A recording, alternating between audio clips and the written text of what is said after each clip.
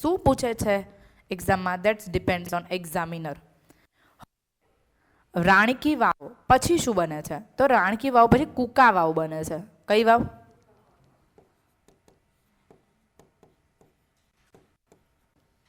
કુકા વાવ પણ બનાવવામાં આવી. ઓકે, તો કુકા વાવ, રાણીકી વાવ, બીજી ઘણી બધી વાવો આવે છે કે જે બધી કયા કાળમાં આપણે વાવ સ્થાપત્યમાં એને અલગથી જોઈશું. એ બધી જ કોના સમયમાં બની છે? સોલંકી પીરિયડમાં બની છે. તળાવ સ્થાપત્ય. ઓકે, તો તળાવમાં સહસ્ત્રલિંગ તળાવ બન્યું. કયું તળાવ? જે કયું સરોવર હતું જે બની ગયું? પણ અત્યારે સમ ખાવાની આજુબાજુ અહીંયા એકેય શિવલિંગ મળતા નથી. પણ લોકવાયકા અને પુસ્તકો પ્રમાણે અહીંયા કેટલા શિવલિંગ હતા? 1008. અત્યારે એક પણ શિવલિંગ નથી. ઓકે, અને ઇવન તો નહેર ની અહીંયા તમને વ્યવસ્થા પણ મળતી હતી. તો અહીંયા નહેરો જતી હતી આ તળાવમાંથી, પશ્ચિમ ભાગમાંથી. ઓકે, બીજું સ્થાપત્યમાં આ લોકોના સમયમાં તમને કિલ્લા સ્થાપત્ય જોવા મળશે. તો સૌથી મહત્વપૂર્ણ સ્થાપત્ય ડભોઈનો કિલ્લો છે. કોને બનાવ્યો હતો? તે સિદ્ધરાજ જયસિંહે. વડોદરામાં આવેલો છે ડભોઈનો કિલ્લો. કેવું છે?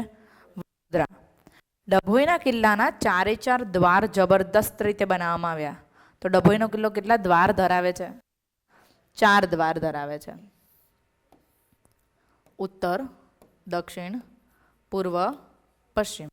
ઉત્તરનો દરવાજો ઉત્તરનો તમને કયા તરફ લઈ જશે?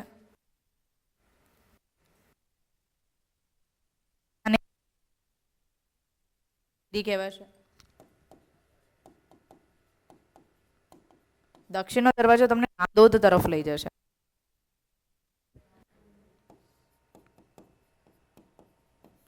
પશ્ચિમનો દરવાજો વડોદરા તરફ લઈ જાય છે, તો એને વડોદરી કહેવાય. અને આ દરવાજાનું નિર્માણ જો સલાટ નામના શિલ્પીએ કર્યું હતું, જે શિલ્પીની પ્રેમ કથા આની સાથે જોડાયેલી છે, એટલા માટે એને કહેવાય છે હીરા ભાગોળ. કઈ ભાગોળ?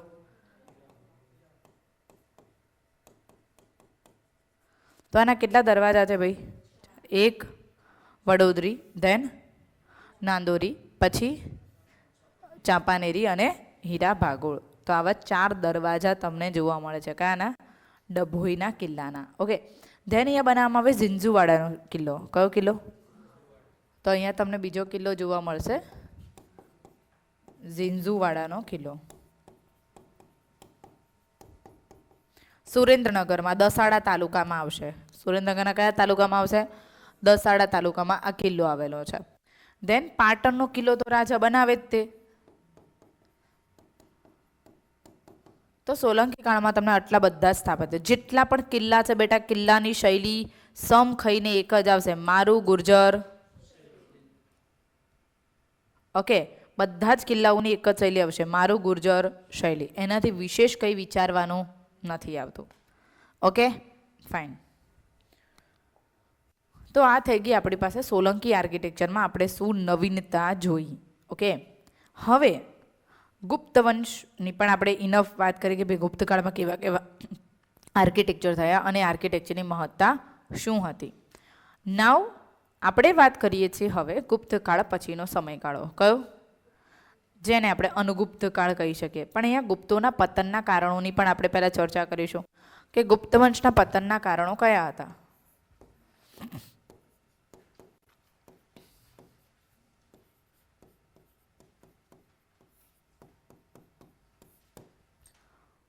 તો પહેલું કારણ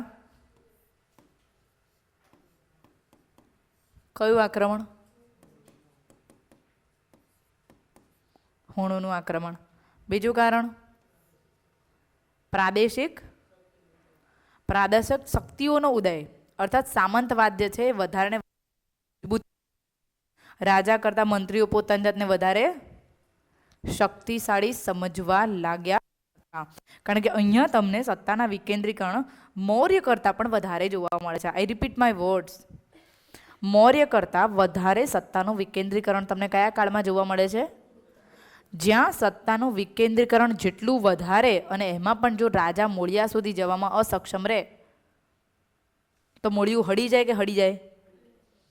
જ્યાં સુધી મારી સત્તા ફેલાયેલી છે ત્યાં સુધી મારા પગ પ્રસરી શકતા નથી, તો મૂળિયું સડે ને સડે તે.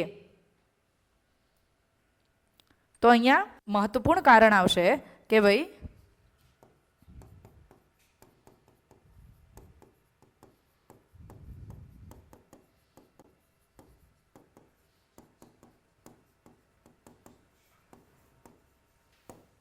ઉદય. આ વ્યવસ્થાને હું કહીશ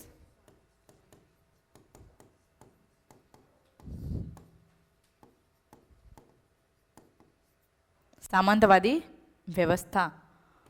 વધુ પડતું સત્તાનું વિકેન્દ્રીકરણ. પણ બેટા સત્તાનું વિકેન્દ્રીકરણ હોવું આમ તો સારી બાબત છે. આમ તો સારી બાબત કે ભાઈ સત્તા તમે સોંપો છો એટલે તમને વધારે ઉપર લોકો પરથી વિશ્વાસ મળે છે. બટ સત્તાના વિકેન્દ્રીકરણ હોવા છતાં પણ અહીંયા અમુક પદ જે હતા સત્તાના વિકેન્દ્રી એ કેવા હતા? કેવા હતા? તો કે પેલા કહેવાય ને કે જે શાસક કા બેટા મંત્રી કા બેટા ही मंत्री बनेगा, तो इसमें वंशानुगत व्यवस्था હતી. સત્તાના વિકેન્દ્રીકરણ હતા પણ પદમાં શું હતી? વંશીય પરંપરા હતી.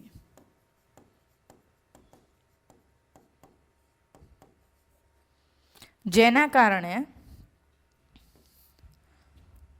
તમામ પ્રજા મુખ્ય શાસકથી, હે ને, ઘણી બધી પ્રજા જે છે એ મુખ્ય શાસકથી કેવી રહી? પ્રજાની અસંતુષ્ટિ તમને દિલ્હીમાંથી સત્તાને ખોરવી શકે છે, હે ને? બેસ્ટ એક્ઝામ્પલ અરવિંદ જાળવી રાખ્યું હોત તો વાંધો આવત, ગઢ એમનું રહેત.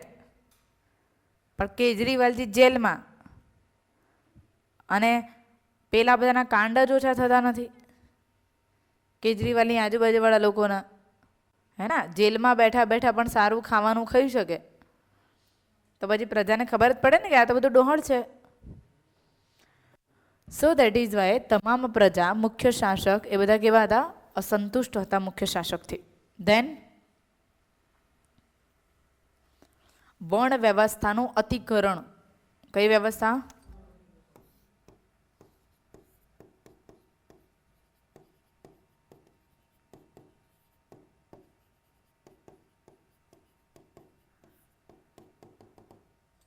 So these all are the features of ગુપ્તોના પતનના કારણો બને છે. ખરેખર મુખ્ય પદ જે રાજા હતા, રાજા પછીનું મુખ્ય પદ આમ જોવા જાય તો એ કયા પતિનું હતું? સેનાપતિ. પણ પ્રાંતીય માળખું તમે જોવા જાઓ, ગુપ્તોનું કયું માળખું?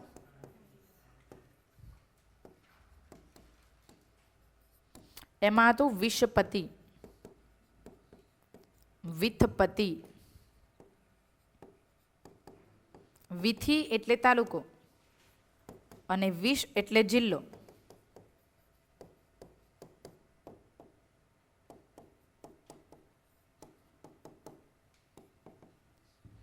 ઓકે, નીચેનું પદ કયું હતું? વિથપતિથી જિલ્લો, તાલુકો, પછી નીચે તો હશે ને કઈક ગામ ના વડાને શું કહેવાય?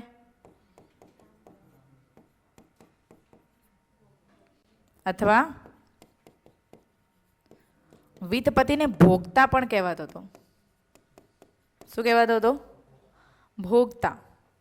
ઓકે, સો આવા પદો તમને કયા કાળમાં જોવા મળે છે? ગુપ્ત કાળમાં ક્યાંક ને ક્યાંક જોવા મળે છે. પણ અહીંયા પદ વંશીય થવાના કારણે પ્રજા જે છે એ વધારે અસંતુષ્ટ થવા લાગી. તમે ચૂંટણી લડો કે ના લડો, પદ હંમેશા આના પુત્રનું જ રહેશે. તો લોકોની નિરાશા આવી ગઈ. કોના પ્રત્યે? શાસક પ્રત્યે. ઓકે, તો બ્રાહ્મણ અને ક્ષત્રિયોને વધારે ને વધારે પોષવામાં આવ્યા. ઓકે, ઠીક છે, ચાલો આગળ જઈએ. સાવ બધું ગુપ્ત કાળમાં તમને જોવા મળ્યું. બટ હવે અનુગુપ્ત કાળ આવે છે. કયો કાળ? અનુગુપ્ત કાળ.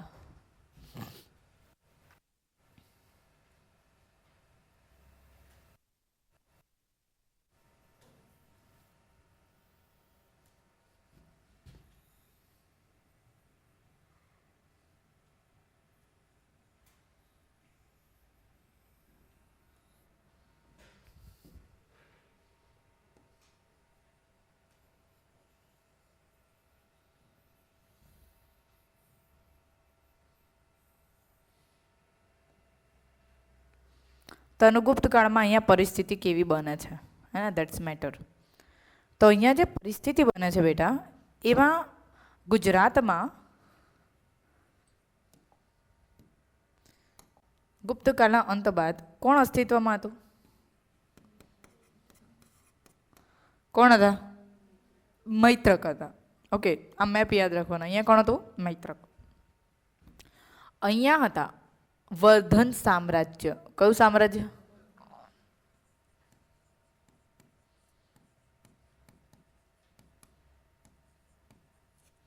જેને કહેવાય છે બેટા પુષ્યભૂતિ વંશ.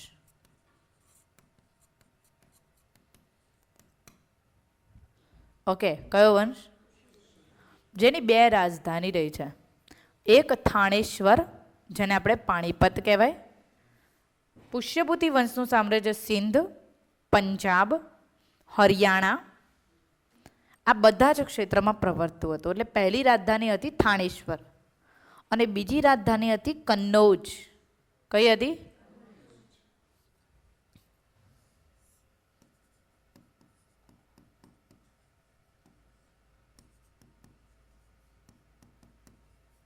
ઓકે, કન્નૌજમાં જે વંશ સાથે એ લોકોના સંબંધ હતા એ મૌખરી વંશ હતો.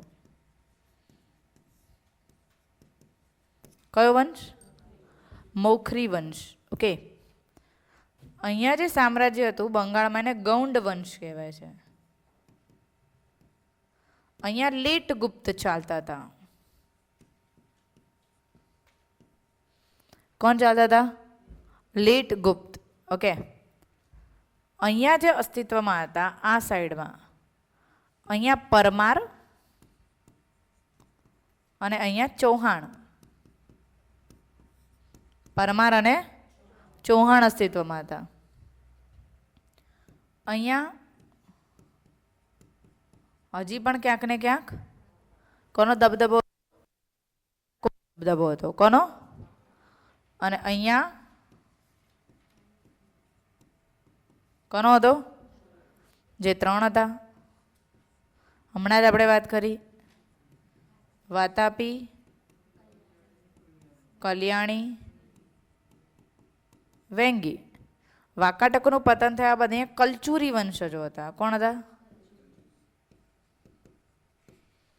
વાકાટક અને કલચુરી. વાકાટક અને કલચુરી. અહીંયા વાતાપી, કલ્યાણી અને વેંગી. અહીંયા પલ્લવ વંશજો હતા. અહીંયા પહેલા વાકાટક, પછી કલચુરી અને પછી રાષ્ટ્રકૂટો અસ્તિત્વમાં આવ્યા હતા. કોણ? પહેલા વાતાપી, પછી કલચુરી અને પહેલા વાકાટક, પછી કલચુરી અને પછી રાષ્ટ્રકૂટો. અહીંયા કોણ હતા? પલ્લવ. અહીંયા હતા ચેર. કોણ હતા? ચેર, કેરળામાં. અહીંયા હતા ચોલ. કોણ હતા? અને અહીંયા નીચે આવશે પાંડ્ય. તો ભારતમાં આટલા બધા કડાપા ઊભા થઈ ગયા હતા આફ્ટર ગુપ્ત પીરિયડ. જેટલા કડાપા વધારે એટલા યુદ્ધો વધારે. ઓકે, અહીંયા યાદવો અસ્તિત્વમાં આવી જશે. કોણ? યાદવ. તો આવી રીતે પછી બધા ધીમે ધીમે બાયફર્કેશન્સ તમને આફ્ટર ગુપ્ત પીરિયડ જોવા મળે છે, જેને અનુગુપ્ત કહેવાય. શું કહેવાય? અનુગુપ્ત. ઓકે, અહીંયા પછી પ્રતિહારો પણ આવે છે. ચૌહાણ, પ્રતિહાર, પરમાર આ બધા અહીંયા હતા. ઓકે,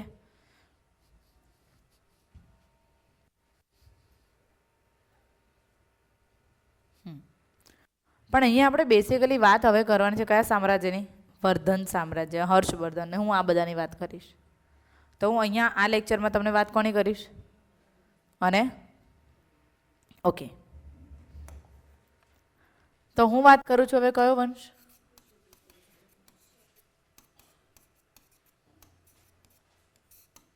પુષ્યભૂતિ વંશ. પુષ્યભૂતિ વંશ જે છે એનો સ્થાપક કોણ છે?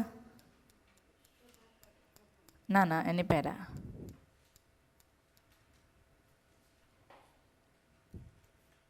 પ્રભાકર વર્ધન પહેલાં કોઈ આવે છે? પ્રભાકર વર્ધન તો હર્ષવર્ધનના ડેડી છે.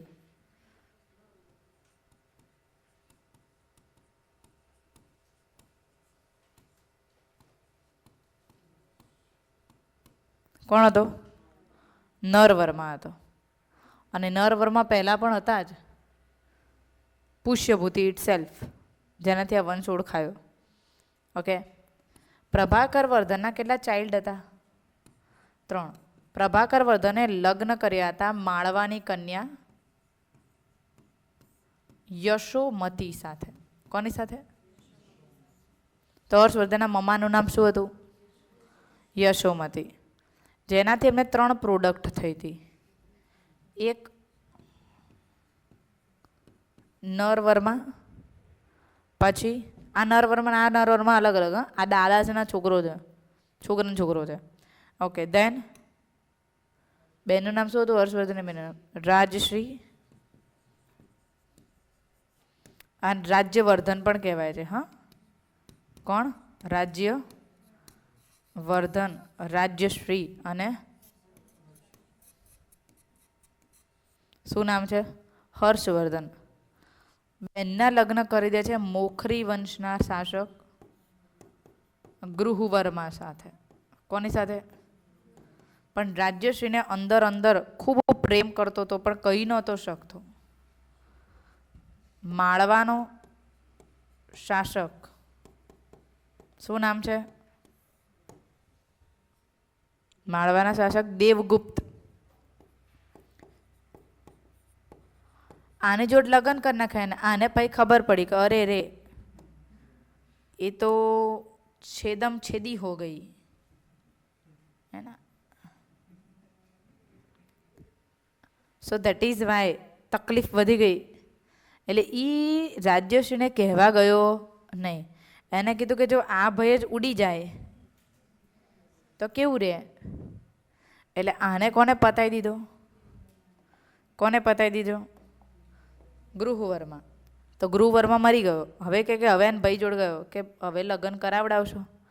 પેલો કે હું આને માર્યો જ કેમ તે પહેલાં તો કે, એટલે હવે લગ્ન તો થશે જ નહીં કે. કંઈ વાંધો નહીં, હમ ઇસકો લેકે રહેગા. પેલું કહે ને કાતિલ પ્રેમ, મેરી નામ તું. એના એવા તો બહુ ભયંકર વાળા પ્રેમીઓ હોય. એટલે આને કાતિલ પ્રેમ કર્યો હતો રાજ્યશ્રીને. એટલે રાજ્યશ્રીને કરી નાખી ભૈલુએ કેદ કરી નાખી. એટલે હવે આ ભાઈ મેદાનમાં આવ્યા કોની ઉપર? આક્રમણ કરવા માટે. અને દેવગુપ્તને પતાવી દીધો. દેવગુપ્ત પતી ગયો, ગૃહવર્મા પતી ગયો. એટલે રાજ્યશ્રી બિચારી હવે ટેન્શનમાં કે મારા જ કારણે આ બધું થયું. એટલે રાજ્યશ્રીએ ગૃહ ત્યાગ કર્યો અને જતી રહી ભાઈ વનમાં. આત્મહત્યાનો પ્રયત્ન કરવા લાગી. ત્યાં એને એક ભિક્ષુકે બચાવી લીધી. કોણ હતો એ મિત્ર?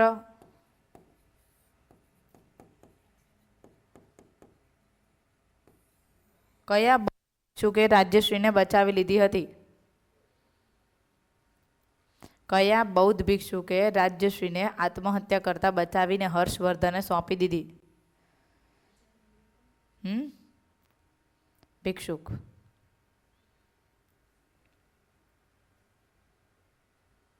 નહીં. ચલો પહેલાં આનું કામ પતાવી દઈએ, પછી અહીં પાછા આવીએ. તો રાજ્યવર્ધન જે છે હવે પોતાની બહેન છોડીને જતી રહી.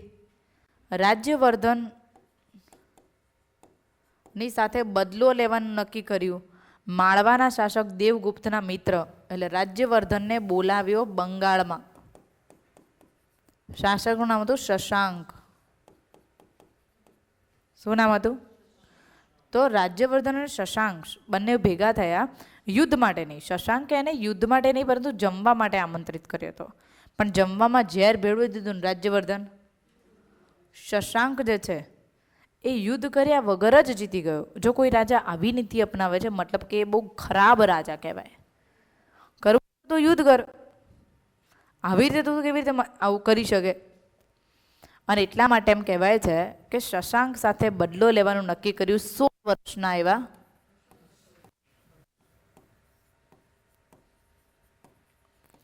પોતાના ભાઈના મૃત્યુના સમાચાર સાંભળીને જ રાજ્યશ્રીએ આત્મહત્યા કરવાનો વિચાર કરી લીધો હતો અને પ્રયાસ પણ કર્યો. પણ બૌદ્ધ ભિક્ષુક એવા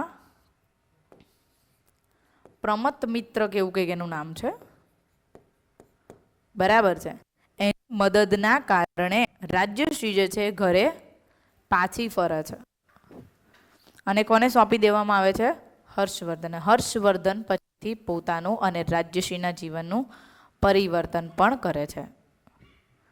ઓકે, તો બૌદ્ધ ભિક્ષુકના કહેવાથી રાજ્યશ્રીનું જીવન બદલાયું હતું. કોના કહેવાથી? આ પ્રમથ મિત્રનું નામ દિવાકર છે. શું છે? તો દિવાકર નામના બૌદ્ધ ભિક્ષુકે કોને મદદ કરી હતી? કોને મદદ કરી હતી? રાજ્યશ્રીને મદદ કરી હતી. રાજ્યશ્રીનું જીવન પરિવર્તિત થઈ ગયું તે સિદ્ધાંત એને એના નાના ભાઈને શીખવાડ્યો. અને એટલા માટે હર્ષવર્ધને કયા ધર્મને માન્યતા આપી? બૌદ્ધ ધર્મને. અને ગાદી પર બેઠો કોણ?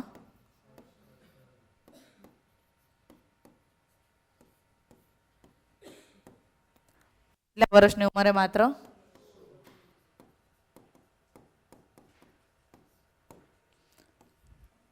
મદદ એને લીધી હતી બૌદ્ધ ભિક્ષુક એવા દિવાકરની મદદથી. રાજ્યમાં કઈ નીતિ અપનાવી? એવું કહેવાય છે કે હર્ષવર્ધન જે છે એ પોતાના જીવનમાં 3 ભાગ એ ધાર્મિક કાર્યો માટે વાપરતો અને એક ભાગ જે છે તે વહીવટી, રાજકીય અને પોતાના જે પણ કોઈ અંગત કાર્યો હોય એના માટે વ્યતીત કરતો હતો. આવું કોણ લખે છે? યુએન સાંગ. તો હર્ષવર્ધનનું જીવન કયા ચીની યાત્રાળુની પુસ્તકમાં જોવા મળે? કઈ પુસ્તક લખી?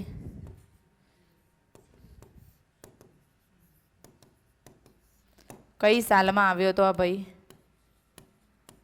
કઈ સાલમાં ગયો? 43 સુધી રહ્યો હતો. 630 થી 600 ને મતલબ કે કેટલા વર્ષ?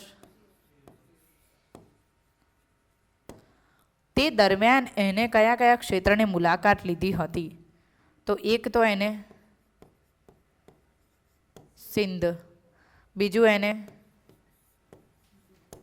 ગુજરાત, ત્રીજું એને ધેન એને એટલે કે મગધ. અહીંયા એ જે વિદ્યાપીઠમાં રહ્યો હતો એ નાલંદા. વિદ્યાપીઠમાં રહ્યો હતો નાલંદા. ત્યાંથી એ ભાઈ ગયો હતો ઓડિશાથી ભાઈ આવ્યો હતો મહારાષ્ટ્રમાં. એને કઈ ગુફાની મુલાકાત લીધી હતી? અજંતા. અને કઈ ગુફાનું? અજંતા અને થોડું ઘણું ઇલોરાનું. કયું બાંધકામ પૂર્ણ થઈ ગયું હતું? અજંતાનું પૂર્ણતઃ વર્ણન તમને કોની પુસ્તકમાં મળશે? સાંગ. ત્યાંથી એ કયા રાજ્યની મુલાકાતે ગયો હતો? એટલે કે ત્યાંથી એ કયા રાજ્યની મુલાકાતે ગયો હતો? કર્ણાટકથી તાંજોર અને કાંચીપુરમ. અને ત્યાંથી એ ક્યાં ગયો? શ્રીલંકા. ભાઈ આમાંથી કઈ બચ્યું હોય ભારતમાં? 13 વર્ષ સુધી એને ખાલી રખડપાટ જ કર્યો છે. પણ એ દરમિયાન એને બધા જ બૌદ્ધ ગ્રંથોને ચીની ભાષામાં શું કર્યા?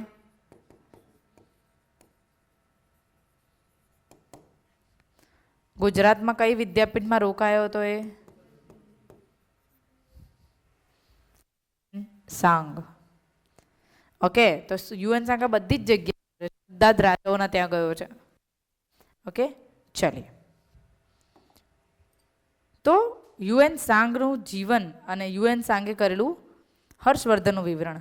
તેમાં હર્ષવર્ધનને એને શીત્ય કીધો છે. શું કીધો છે?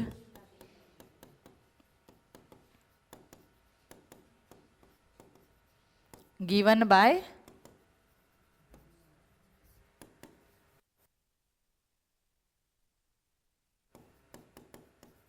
by Hiuen Tsang. ઓકે. અચ્છા, હર્ષવર્ધનના ગુજરાત સાથેના સંબંધ.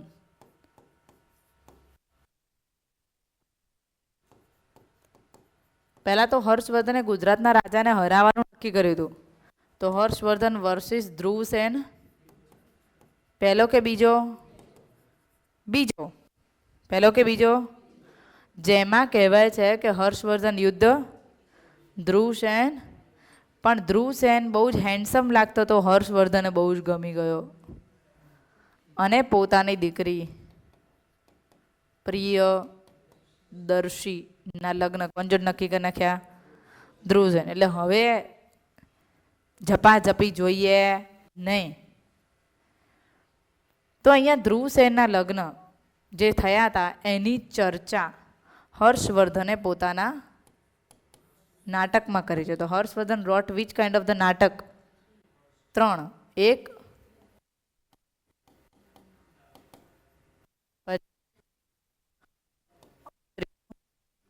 પ્રિય. આ 3 નાટક કોણે લખ્યા? હર્ષવર્ધન લખ્યા. આ પ્રિયદર્શિકા નાટકમાં તમને યુદ્ધ સંબંધિત, લગ્ન સંબંધિત માહિતી જોવા મળે છે. ઓકે. તો હર્ષવર્ધને પોતાની પુત્રીની કહાની લખી. ઓકે, ચાલો. તદુપરાંત એના દરબારી વ્યક્તિમાં હતા કવિ બાણભટ્ટ.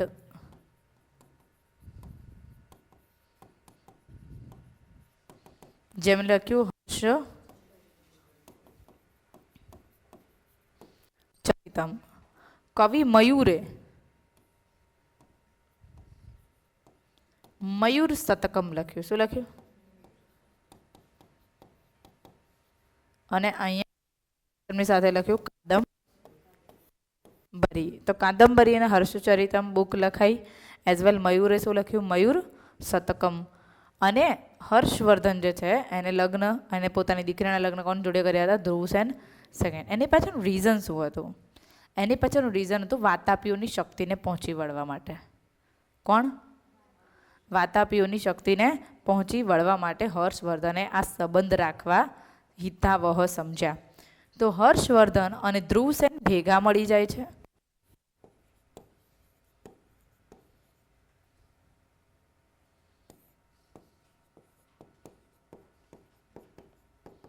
અને બંને ભેગા મળીને વાતાપી ચાલુક્ય એવા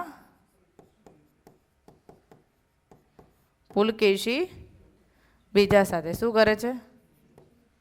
જે યુદ્ધના પરિણામ સ્વરૂપે પુલકેશી કોણ હારી જાય છે? અને એ સંધિ થાય છે કે વિંધ્યાચળથી નીચેનો એરિયા મારો, ઉપરનો એરિયા હર્ષવર્ધન. વિંધ્યાચળથી નીચેનો એરિયા વાતાપીઓનો અને એનાથી ઉપરનો એરિયા. તો ગોદાવરી નદી કોને વટવાની નહીં? ક્યારે પણ હર્ષવર્ધને વટવાની નહીં. હર્ષવર્ધને બીજા પણ એક યુદ્ધ કર્યા. ગૌંડ શાસક શશાંક વર્સિસ કોણ જીત્યું?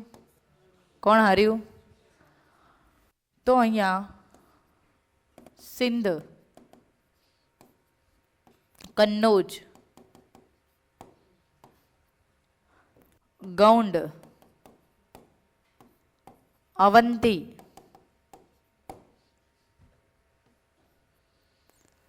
બરાબર, અને બાજુનું ક્ષેત્ર લિંગ ક્ષેત્ર હર્ષવર્ધનમાં ભળી ગયું. તો આખું ક્ષેત્ર કહેવાય પંચ ભારત. શું કહેવાય? અને આ કહેવાય ઉત્તરાપથ. શું કહેવાય? તો હર્ષવર્ધને ઉપાધિ ધારણ કરી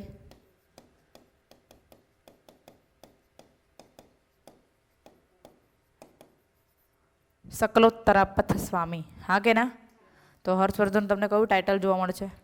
સકલોત્તરાપથ સ્વામી. સકલ ઉત્તર ભારતનો સ્વામી એટલે કોણ કહેવાયો? હર્ષવર્ધન. એટલે એમને કોઈ ટાઇટલ થોડું ધારણ કરશે. તો શીલાદિત્ય અને સકલોત્તરાપથ સ્વામી જેવા ટાઇટલ્સ તમને કયા શાસકના જોવા મળે છે? હર્ષવર્ધનના જોવા મળે છે. Is it clear? Okay, so this is things કે ભાઈ હર્ષવર્ધનની સેના જે છે તે ચતુરંગીણી સેના હતી. કઈ સેના હતી?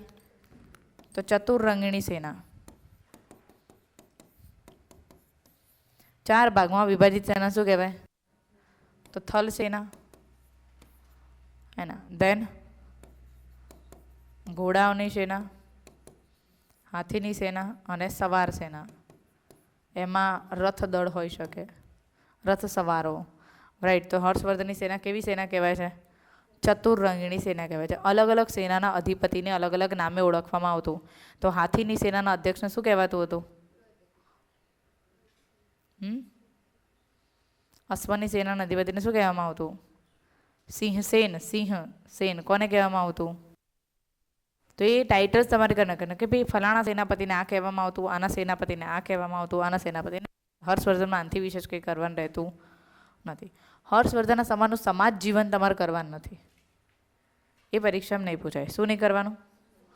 સમાજ જીવન. લોકો કેવા હતા, હર્ષવર્ધન કેવું હતું. જો ગુપ્તકાળમાં એવું હતું, ગુપ્તકાળમાં કે કોઈ પણ સંગીન જુર્મ કરો તમે, સંગીનમાં જુર્મ કરો તો વ્યક્તિને ક્યારેય મૃત્યુદંડ નહોતો થતો. તો ગુપ્તકાળમાં કઈ સજા ક્યારે પણ નથી? મૃત્યુદંડ. મૌર્યકાળમાં મૃત્યુદંડ હતી? હા. ગુપ્તકાળમાં એ જ વસ્તુ કેરી ફોરવર્ડ થાય છે હર્ષવર્ધનના સમયકાળમાં પણ સમાજમાં ક્યારે પણ મૃત્યુદંડ આપવામાં આવતું નહીં.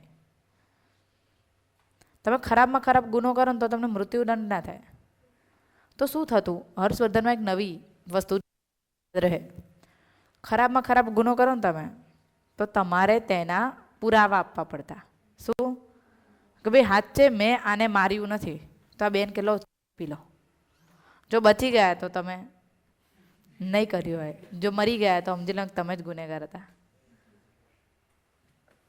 તો સર્પદંશ, વિષપાન, અગ્નિમાંથી પસાર થવું, આ બધી પરીક્ષાઓમાંથી પસાર થવું પડતું અગર તમે ગુનો કર્યો છે.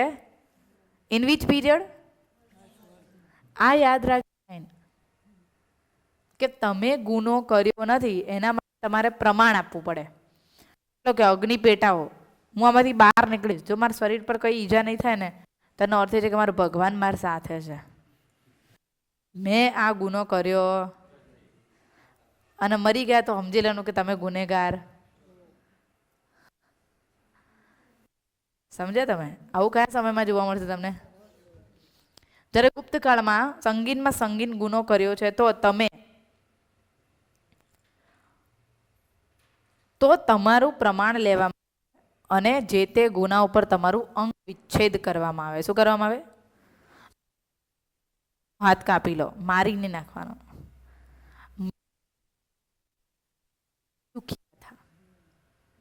એસે ભૂતકાળમાં. અને મૌર્યમાં તો સજાએ મોત.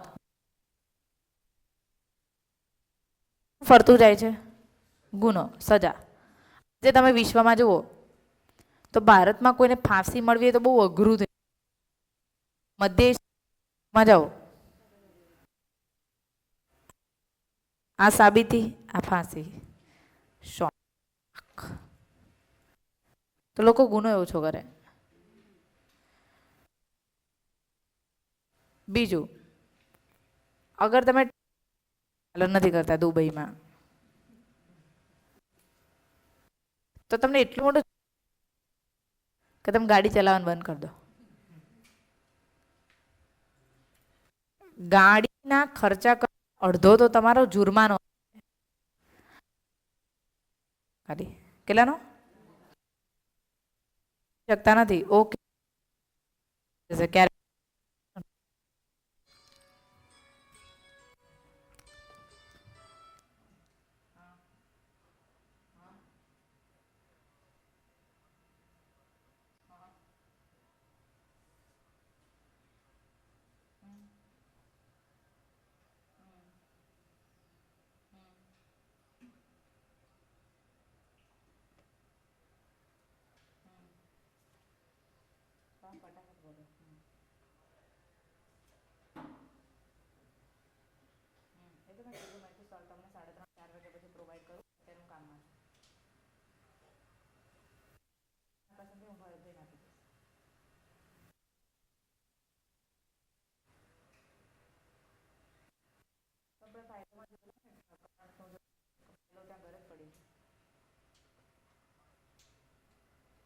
ઠીક છે, ઓકે.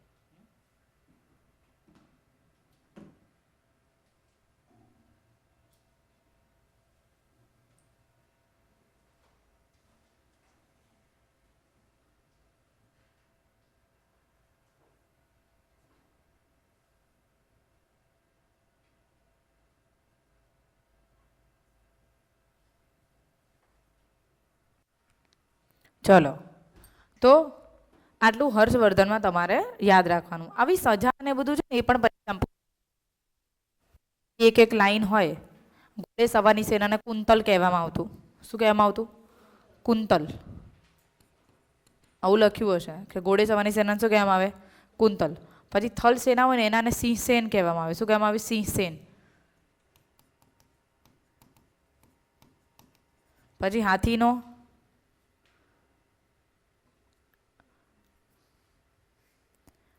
પીલુપતિ કહેવાય. શું કહેવાય? પીલું. પીલું. પિલ્લું નહીં, હા, ઇટ્સ અ પીલું. પીલુપતિ. ઓકે, તો આવી રીતે સેનાના અધ્યક્ષને અલગ અલગ નામે ઓળખવામાં આવે. તો થલની સેનાને શું કહેવાય? સિંહસેન. ઘોડાને કહેવાય કુંતલસેન. અને ઓલાને કહેવાય પીલુપતિ. So this kinds of the titles are there કે જે અધ્યક્ષને મળતા. ઓકે. હર્ષવર્ધનના મૃત્યુ બાદ ખરેખર હર્ષવર્ધને 2 પુત્રી ને 1 પુત્ર હતું. ક્યાંય zikr કરતા નથી, કારણ કે એના જ મંત્રીઓ દ્વારા એના પુત્રને મારી નખાવડાવ્યો. તમને લાગે આટલું મોટું હોય ને છોકરો ના હોય? મને પણ મેં ફાઇન્ડ આઉટ, મેં તું કે શું ખરેખર છોકરો નહોતો? કારણ કે અમને ફેકલ્ટી જે ભણાવતા હતા ને એમ બધું, સાહેબ હર્ષવર્ધનના કોઈ છોકરા નહોતા તો હર્ષવર્ધન પછી કોઈ ગાદી પર નથી બેઠો? તો કે ના, નહોતા. હવે આટલું કહી દે બ્લન્ટલી, પછી આપણે ક્યાં આગળ પેદા કરવાની જરૂર છે? સારું, હેડો ગોતશું કંઈક. એ ગોત્યું તો ખબર પડી કે અચ્છા એને તો હતા સંતાન, બટ એના મંત્રીઓ દ્વારા એના પરિવારમાં સભ્યોની હત્યા કરી નાખવામાં આવી. એન્ડ દેન એના પછી કોઈ એનું હેન્ડ ઓવર નથી રહેતું. દેટ ઇઝ વાય હર્ષવર્ધનનો અહીંયા કાર્યકાળ પૂરો થઈ જાય છે. હર્ષવર્ધન જે છે ધર્મ સહિષ્ણુ સ્વભાવ ધરાવતો હતો. એટલા માટે એમ કહેવાય છે કે એ દર વર્ષે ધર્મ પરિષદ ભરતો અને દર 5 વર્ષે પણ ધર્મ પરિષદ ભરતો. દર વર્ષે કન્નોજમાં રાજધાનીમાં ભરતો. દર વર્ષે ક્યાં? કનોજમાં. અને ધર્મસભા કહેવાતી હતી. અને આને મહામોક્ષ પરિષદ કહેવામાં આવતી. જેમ અત્યારે મહામોક્ષ મેળો ભરાઈ ગયો. ક્યાં? આ દર કેટલા વર્ષે હતી? અને આ દર વર્ષે. રાઈટ. આમ અહીંયા મુખ્યત્વે જે છે એ બૌદ્ધ ધર્મના સભ્યોને ને બધાને વધારે બોલાવવામાં આવતા. જ્યારે અહીંયા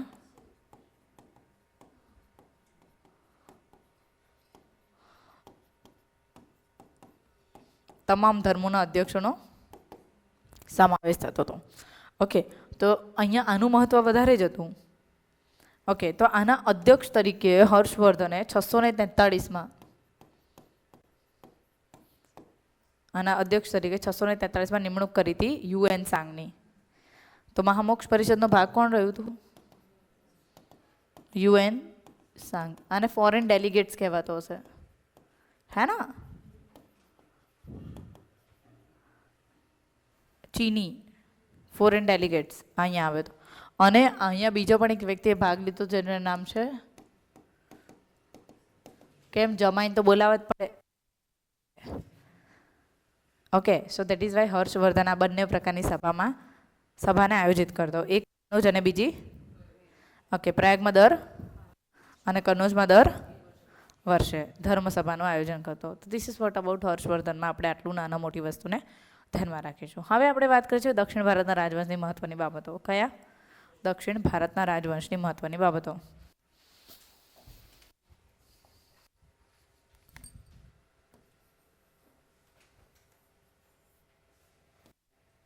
ઓકે,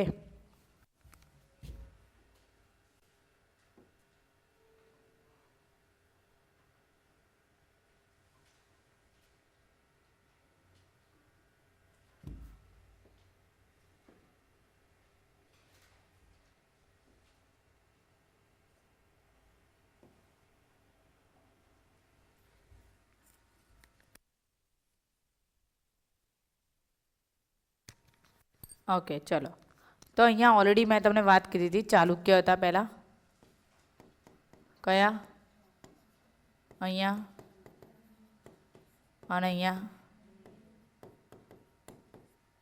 વાતાપી, કલ્યાણી અને વેંગી. તો અહીંયા પહેલો વંશ રહ્યો કોણ? પછી અહીંયા હતો ગંગ વંશ. ફરી વખત કયો વંશ? ગંગ વંશ. કારણ કે ગંગ વંશનો એક રાજા હતો, ગંગ વંશનો રાજા હતો, એનો મંત્રી હતો જેનું નામ કંઈક ચામુંડ રાય કરીને આવે છે. કોણ આવે છે? ચામુંડ રાય, જે અહીંયા ભરતેશ્વર બાહુબલીની મૂર્તિ બનાવડાવે છે. ઓકે, તો અહીંયા ગંગ વંશના રાજા જે છે એના મંત્રીએ ચામુંડ રાય અહીંયા મૂર્તિ બનાવી હતી, જેને કહેવાય છે ભરતેશ્વર બાહુબલીની મૂર્તિ. એટલા માટે અહીંયા ગંગ વંશ હું લખું છું. અહીંયા ત્રીજો વંશ હતો હોયસલ વંશ. કયો વંશ?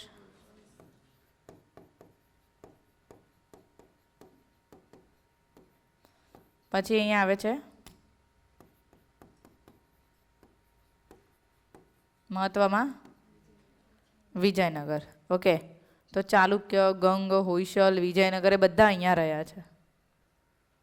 Okay fine. હવે અહીંયા કેરળ.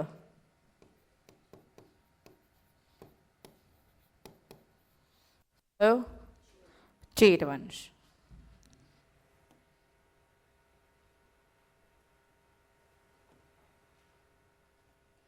બે નદીનો પટ્ટા દેખાય? પેન્નાર નદી છે. કઈ નદી? કઈ નદી છે?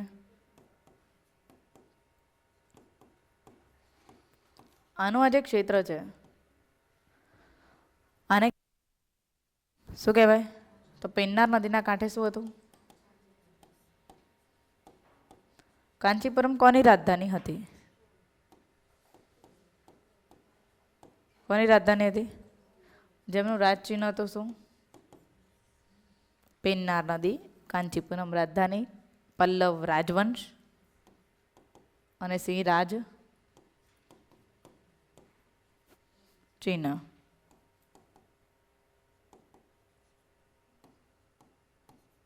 નદી. ઓકે, આ જે નદી છે ક્યાંથી આવે છે? કર્ણાટકથી આવે છે. કાવેરી નદી છે. કઈ નદી? તને કાવેરી પટ્ટમ કહેવાય. શું કહેવાય? કાવેરી પટ્ટમ. અને અહીંયા જેમની રાજધાની હતી ચોલ. તો નદી કઈ? કાવેરી. રાજધાની કઈ? તાંજોર, અથવા તને કહેવાય થંજાવુરમ. શું કહેવાય? વંશ કયો? Very nice, Chola. અહીંયા સિંહ છે તો અહીંયા વાઘ હશે. વાઘ સિંહ બાજુ બાજુમાં જ હોય. વાઘ સિંહ. Okay,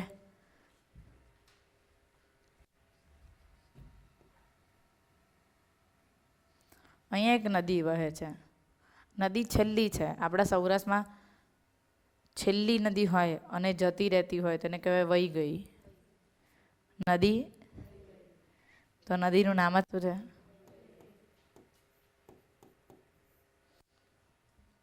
okay, is it understood? અહીંયા જે ક્ષેત્ર છે મદુરાઈ છે. શું છે? કોની રાજધાની? અને બીજા નાયક પાંડ્ય. અને પછી અચ્છા, કયું ચિહ્ન? યાદ રાખજો, અહીંયાથી છૂટે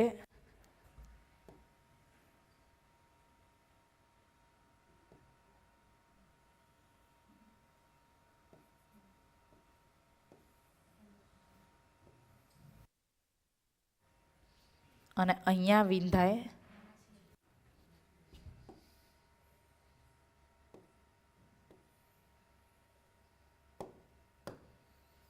શું? માછલી. તો ચેરનું રાજચિહ્ન તરસ અને આનું રાજચિહ્ન ખબર પડી? આવું યાદ રાખવાનું. પરીક્ષામાં જીપીએસસીમાં પૂછાઈ ગયેલું જોડકા છોડો.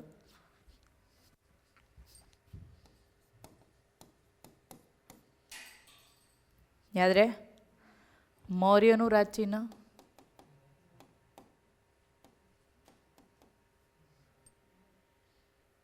ગુપ્તનું રાજચિહ્ન ગરુડ. રાષ્ટ્રકૂટોનું રાજચિહ્ન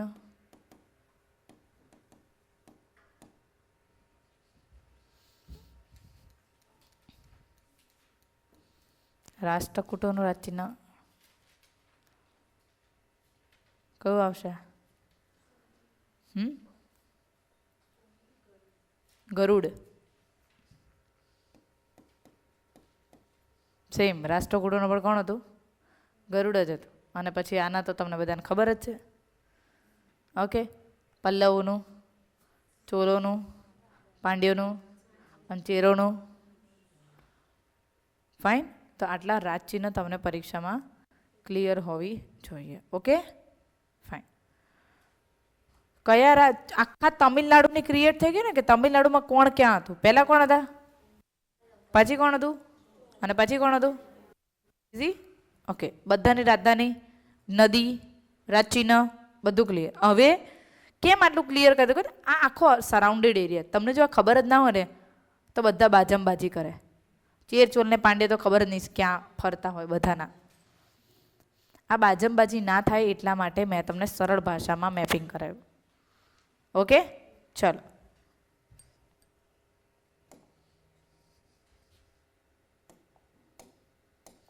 લિમિટ પૂરી.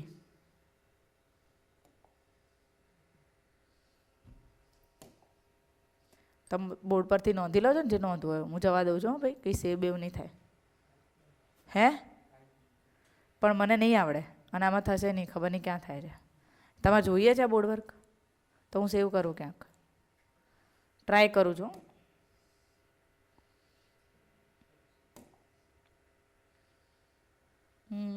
Internal Samsung SD card, internal storage. Allow file comment allow. હવે ચાલો ઇન્ટરનલ સ્ટોરેજ એમાં આપણે નાખીએ છીએ DICMમાં. ઓકે, DCIMમાં. ઓકે, તો કહેજો ને DCIMમાં સ્ટોર કર્યું છે. શું કહેશો? Okay, DCIM. DC યાદ રાખજો.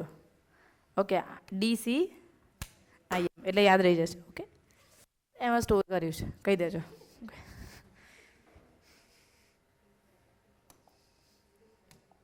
અને છે ને સ્ટોરેજની આજની તારીખ દેખાડશે. આજની તારીખ દેખાડશે એટલે તમારી તારીખ તો ક્લિયર જ છે. એમાં લખેલું જ હશે કે ભાઈ આજની તારીખ એટલે આજનું મળી છે. ફાઇન, ચલો. તો હવે આપણે વાત કરીએ છીએ દક્ષિણ ભારતના રાજવંશ. દક્ષિણ ભારતના રાજવંશમાં તમને હું ભણાવીશ ચોલ, પાંડ્ય અને પલ્લવ અને રાષ્ટ્રકૂટ, કારણ કે આટલા જ પૂછાય છે. Okay, fine. તો પહેલાં વાત કરીએ છીએ આપણે રાષ્ટ્રકૂટો વિશે. કોના વિશે? ઓકે, રાષ્ટ્રકૂટ વિશે પહેલાં કરીએ છીએ.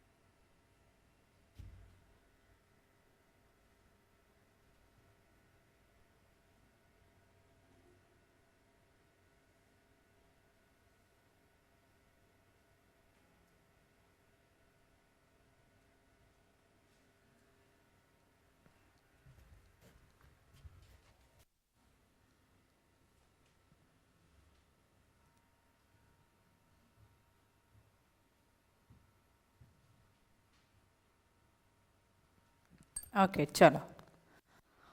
રાષ્ટ્રકૂટની જેટલી બાબતો આપણે વાત યાદ રાખવાની છે એ પ્રમાણે જ આપણે જોઈએ છે. રાષ્ટ્રકૂટ ડાયનેસ્ટી જે છે તે ચાલી છે કંઈક 752 એટલે કે 8મી સદીમાં હતી. બરાબર. 8મી સદીમાં મતલબ કે ડેક્લિનેશન્સ ઓફ ધ આપણા ગુજરાતમાં જોવા જઈએ તો અનુમૈત્રક કાળના સમકાલીન હતી. કયા સમકાલીન? અનુમૈત્રક. મતલબ કે ઉપર જ્યારે ચાવડા ચાલતો હતો ત્યારે અહીંયા રાષ્ટ્રકૂટ હતા. આ લોકોની રાજધાની ક્ષેત્ર યાદ રાખજો, માન્ય ખેટ. કઈ આવશે? અને એ લોકોએ પોતાનો વિસ્તાર છે કે આપણા ખેડા સુધી કર્યો હતો. તો માન્ય ખેટ છે એટલે કે ખેડા, ખેટક તકથી.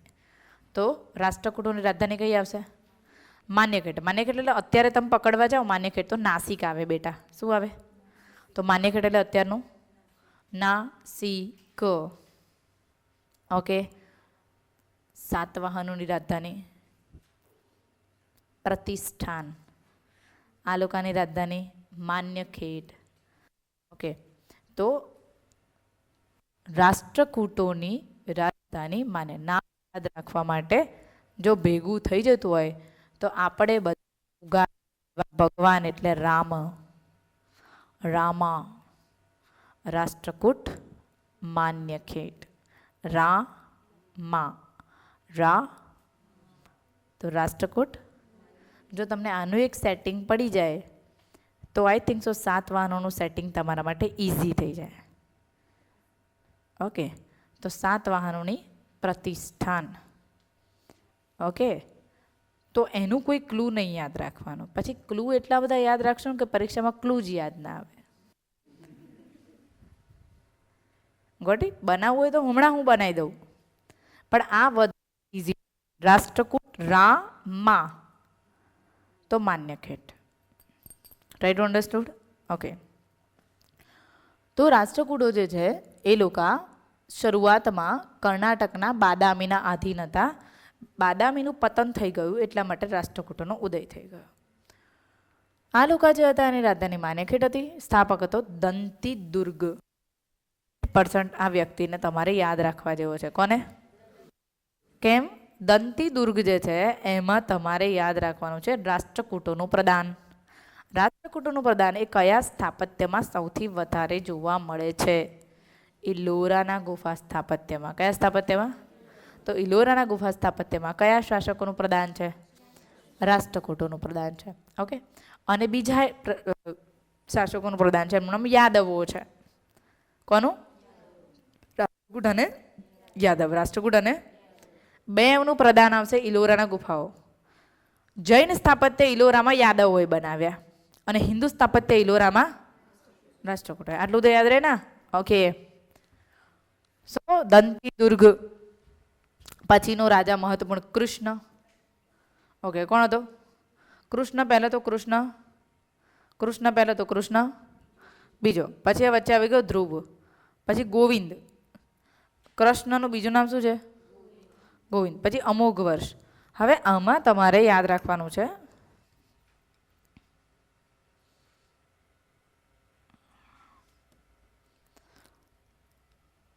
આ એકમાત્ર અમોઘ વર્ષ એવો હતો કે જે કયા ધર્મનો અનુયાયી હતો? જો આટલા જ રાજાઓમાં તમારું હું 70% પૂરું કરી નાખું કામ. જુઓ અહીંયા ધ્યાન આપો. અમોઘ વર્ષ કયા ધર્મનો અનુયાયી હતો?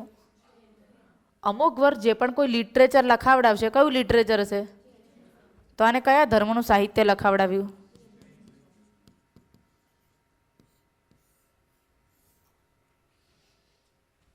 ઓકે.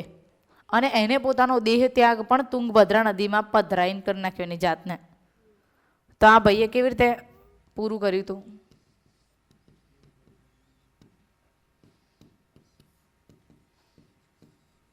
પણ રાજા છે તો એને આત્મહત્યા ના કહેવાય. શું કહેવાય? Okay fine. હવે અહીંયા આજે દંતી દુર્ગ છે એમાં તમે એટલું તો યાદ રાખો છો કે એને આરબોની સાથે યુદ્ધ કર્યું હતું. કોની સાથે? આરબોને યુદ્ધમાં હરાવ્યા, વિદેશીઓને યુદ્ધમાં હરાવ્યા. યુદ્ધમાં હારી ગયા પછી ભગવાનને થેન્ક્સ કહેવા જવું પડે કે જવું પડે? અવંતીમાં ભગવાનને થેન્ક્સ કહેવા ગયો. જેને યજ્ઞ કરાવ્યો હિરણ્ય ગર્ભ યજ્ઞ. હિરણ્ય એટલે સૂર્ય. ઓમ સૂર્યાય નમઃ, આદિત્યાય નમઃ, મિત્રાય નમઃ, સવિતાય નમઃ, હિરણ્ય ગર્ભાય ખગાય નમઃ. આ બધા કોના નામ છે? ચડાવવાનું ભગવાનને જળ અને બોલવાનું નામ, અને કંઈ ના આવડતું હોય તો ઓમ ભૂર બોલવાનું. કંઈક તો બોલવું પડે ને. સવારમાં ઉઠાડ્યા અને સવાર પડી એમ કીધું તો થેન્ક યુ.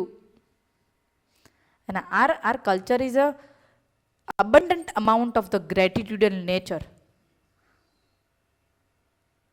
આપણા નેચરમાં છે આ. પણ આપણે કોઈને થેન્ક યુ પણ નહીં કહેતા, થેન્ક્સ. મને તો એરોગેન્સ લાગે એમાં. મને કોઈ થેન્ક્સ લાગે તો મને તો બે ઝાપડ માર દઉં. એ તો ના બોલી યાર. પ્રેમથી લખો ને, ધન્યવાદ આપનો, એવું લખો. આપનો વાલો વાલિદ ખાડે ગયા, આપનો શુભેચ્છક, કંઈક સારું લખો. પણ આ તો હવે તો એમાંય કંટાળો આવે છે પરજાને. TX હું તો કહું જીવનમાંથી કાઢી નાખું. I never write any one. મને નથી યાદ કે મેં કોઈને આવું લખ્યું હોય અત્યાર સુધીના જીવનમાં. હું કોઈ દાડો કોઈને આવું નહીં લખતી, કારણ કે જે મને નહીં ગમતું હોય હું એનું ઇસ્તેમાલ પણ નહીં કરું. કારણ કે સામેવાળાને બહુ ગંદુ ફીલ થાય. તમને લાગે બસ જે લાગણીને જીવતો હોય ને એને તો બહુ લાગે, એટીટ્યુડ લાગે. So I never write any one to this thing. Even તો મારું કામ કર્યું હોય ને કે ના કર્યું હોય, આઈ નેવર રાઇટ. એના કરતાં હું કંઈ લખું જ નહીં. હે ના? સો this kinds of the words. તો દંતી દુર્ગ જે છે, અમુક તો એટલા શોર્ટ ફોર્મ હોય ને કે મને મેસેજ આવે તો મારે કહેવું પડે કે આનો અર્થ શું થાય. આવું તમને અનુભવ મને તો બહુ જ થાય. એમાં મારો સૌથી મોટો કલર આમાં થઈ ગયો હતો. I don't know what is this એકચ્યુઅલમાં. ભાઈ ખબર પડી કે ભાઈ આનો અર્થ એમ થાય, આઈ લવ યુ. આમ આમ હા, બસ just it's a sign of China, Vietnam કે એમાં કંઈક છે, Korean. It's a Korean style. કોરિયામાં આપણે કોઈને આઈ લવ યુ કહેવું ને તો just you do like this. That's a Korean style. હે ના? અને આના પછી તો પછી આપણા પેલા સિમ્બોલમાં પણ એડ થઈ ગયો. સિમ્બોલમાં પણ આવું કરેલું આવે, આમ આમ આમ. એટલે મેં તો આવું શું કરે હે એમ. એટલે મને કે નહીં ખબર. મેં કીધું ના. મેં કીધું તો કે આને એમ થાય હું તમને ગમાડું છું. મેં કીધું લો કર્યું કલ્યાણ. I thought what. ધેન પછી તો બધે મને આવું દેખાવા માંડ્યું એમ. એટલે ફોટો પડાવે તો આમ નહીં કરતા એવું એમ. મેં તો અચ્છા જેસ્ચર્સ આવા બધા મૂકે તો આઈ થોટ વોટ. એટલા બધા શોર્ટ ફોર્મ લખે, એટલા બધા શોર્ટ. ભાઈ પહેલે મને ટોક ટુ લેટરમાં મારો કલર થઈ ગયો હતો. TTLU લખ્યું. TT એમ. એટલે શું? બહુ ભાઈબંધ નજીકનો જ હતો. મેં કીધું એટલે શું TTLU કેનો લખે છે? મને કે કામમાં છું હું. મેં કીધું પણ TTLU એટલે શું પહેલાં તું મને કહે. સો હી સેડ મી અચ્છા ટોક ટુ લેટર. મેં કીધું બસને મોઢામાંથી તારી પછી વાત કરું. મેં કીધું એમ કે સાદી ભાષામાં કે તારી જોડે પછી વાત કરું છું, કામમાં છું. એટલે સમટાઈમ્સ એમ થાય કે યાર આ કતલ કરી રહ્યા છે. દંતી દુર્ગ. સો એટલા બધા હું એટલી બી મોડર્ન નથી કે હું આટલા બધા શોર્ટ ફોર્મમાં જીવતી થઈ જાઉં એમ. દંતી દુર્ગ બરાબર. એને હિરણ્ય ગર્ભ યજ્ઞ કર્યો, જેને મહાદાન યજ્ઞ કહેવાયો. સૂર્યને દાનના દેવતા કીધા છે. દાનવીર કર્ણ. સુધરે છે. હિરણ્ય ગર્ભ યજ્ઞમાં રાજા બહુ મોટું એવું શું કરતા? દાન. તો હવે યજ્ઞના વિવિધ પ્રકાર પણ અસ્તિત્વમાં આવ્યા હતા. આવા પ્રકારનો યજ્ઞ અવંતીમાં કોણે કરાવ્યો હતો? યસ, દંતી દુર્ગે. એને ઇલોરામાં જે મંદિર બનાવ્યું, દશાવતાર મંદિર બનાવ્યું, અને એને રાવણની ખાઈ ગુફા પણ બનાવડાવી હતી. કઈ ગુફા? તો ઇલોરામાં ગુફા નંબર 14 છે, જેને કહેવાય છે રાવણની ખાઈ. આપણે કદાચ આની વાત કરી હતી. કઈ ગુફા વિશે? કે કેમ એને રાવણની ખાઈ ગુફા કહેવાય છે?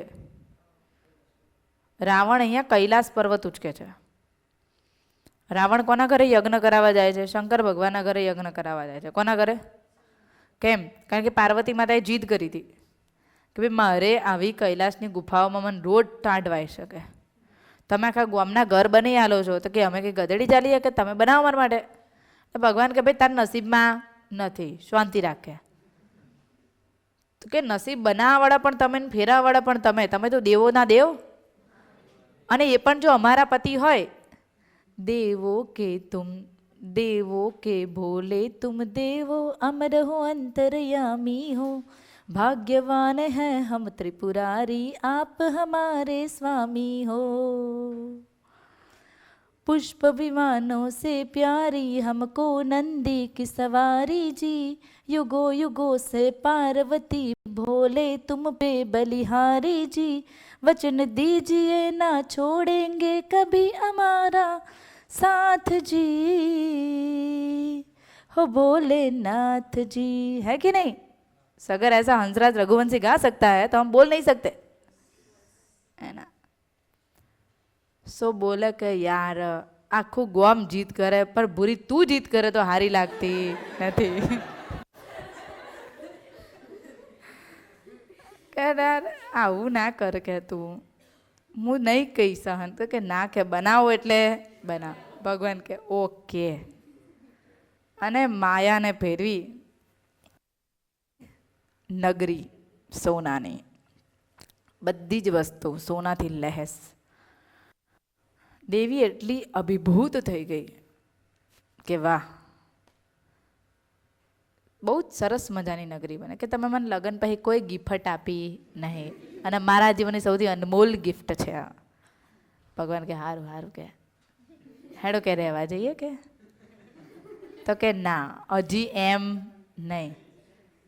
તો પછી કે સારું બોલાવો કે. કોને? તમારા પ્રિય ભક્ત રાવણને, કે જે સૌથી વધારે શાસ્ત્રાર્થ વિદ્યા જાણે છે. એની સામે કહેવાય ને કે દેવો પણ પાણી ભરે છે શાસ્ત્રાર્થ વિદ્યામાં, એવાને બોલાવો. સારું. પણ કે બહુ બુદ્ધિશાળી વ્યક્તિ હારા નહીં કે બકા શાસ્ત્રની માયાજળમાં ફસાઈ દે. દાનવ બુદ્ધિ એને જ કહેવાય. કોને કહેવાય? જે પોતાની વાતોમાં તમને એવા ફસાવે કે સાલા કબ અંદર ગયે ઓર કબ ફેંક દિયા પતા ही ના ચલે. वो होती है દાનવ બુદ્ધિ. ઘણા એવા હોય, એને કહેવાય બાટલીમાં નાખ્યા. હા, તમને પ્રોડક્ટ એમ. તો કે કંઈ નહીં, ચાલો ઠીક છે બોલાવો કે. બોલાવ્યા, મસ્ત મજાનો પૂજા પાઠ થયો, ગજબ મજાનો. પછી કે સારું સારું કે અમે મળીએ પછી કે. તો પાર્વતીજી કે બ્રાહ્મણ છે, કંઈક પૂછો, ખાઓ પીવો. હું બનાવું કે? જગત માતા છું, બનાવીને તો કે જમાડો. જમાડ્યા. પછી બ્રાહ્મણ ત્યાં પૂછ્યું કે શું દક્ષિણા લેશો? ભગવાન કે હવે દક્ષિણાનું ક્યાં પૂછે છે, જમાડી તો લીધું કે. તો કે ના ના કે રવા દે. પણ કે ના देवी थे. तो कि देवी अब हम दक्षिणा मांगेंगे ना तो अब दे नहीं पाओगे. बोलो, जगत माता सब कुछ दे सकती है, ठीक है. ये नगरी बड़ी पसंद है हमें. એટલે ભગવાને સાર્કાઝિઝમ કહેવાય ને, કે તમારું પિલ્લું વળતું હોય ને ત્યાં બીજા હસતા હોય ને એને સાર્કાઝિઝમ કહેવાય. એને કહેવાય વિકૃત આનંદ ગુજરાતી ભાષામાં. એટલે ભગવાને સાર્કાઝિઝમ વાળી સ્માઇલ આપી કે ના અમથે અમથી કે લોબી થઈ રહેતી અમથે અમથી તાર કે પૂજન કરતી ગોમાં હું તારી જોડે સૌથી મોટી પૂજા છે. પણ માને નહીં, કઈ નહીં કે હવે આલો કે પેલા માથાનો હતો. તો કે આખે આખો ભાગ ઉપાડું કે. પેલા કે નગરી ઉપાડ કે, તો કે ભાગ ઉપાડું. ભાગ ઉપાડે ઘરને ઉપાડું, ઘર ધણીને ઉપાડું, તો ઘર ધણીને ઉપાડતું. અહીંયા ચિત્ર દોરવામાં આવ્યું કે શિવ પાર્વતી ઉપર બેઠા છે, નીચે કૈલાસ પર્વતની નીચે રાવણ જઈ રહ્યો છે, રાવણ એ કૈલાસને ઉચકે છે, અહીંયા ઇલોરાના કેવ આર્કિટેક્ચરમાં જોવા મળે છે. અને ઉચકે પણ કૈલાસ પર્વત રાવણથી હલ્યો નતો. પર્વત ઓછી હોવા છતાં પણ કોઈ પણ પર્વતારોહક આજ સુધી કૈલાસ પાર કરી શક્યું નથી. રાવણથી આ પર્વત ઉચકાયો નહોતો.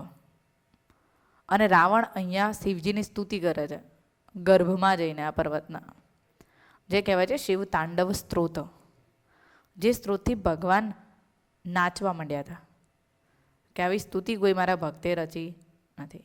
અને ભક્તે ખુશ થઈને એટલો ભાગ એને આપી દીધો હતો. તો કૈલાસનો થોડોક ભાગ આજે પણ ક્યાં છે? શ્રીલંકામાં છે. અને રાવણે આ જ નગરી, માયાનગરી, માયાદેવીએ સ્થાપેલી. કઈ નગરી? લંકા નગરી. જે વસ્તુ માયાએ રચી છે ને બધું નાશ થાય છે. આ બધું જ માયાએ રચ્યું છે. મતલબ કે બધું જ શું થવાનું છે? અને એટલા માટે રાવણ સ્ત્રોત ગાય, જટાટવી કલચ વલ્લભ પ્રવાહ પાવી વસ્તલે કલે વલંબે લંબિતામ ભુજંગ તુંગ માલિકા ડમડ ડમડ ડમડ ડમડ ડમડ નાદ મરવયમ ચકાર ચંડ તાંડવમ તનોતુ ન શિવમ શિવમ. શિવ તાંડવ સ્ત્રોત.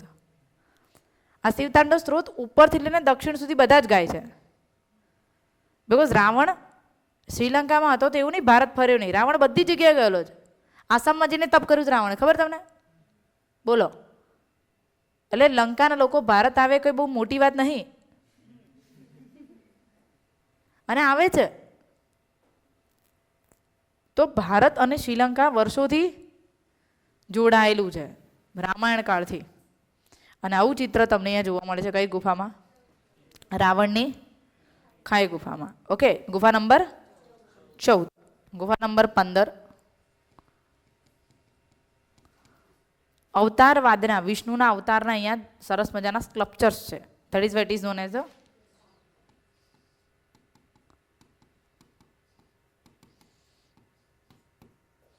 તો દંતી દુર્ગે શાનો વિકાસ શરૂ કર્યો? ઇલોરા કેવ આર્કિટેક્ચરનો.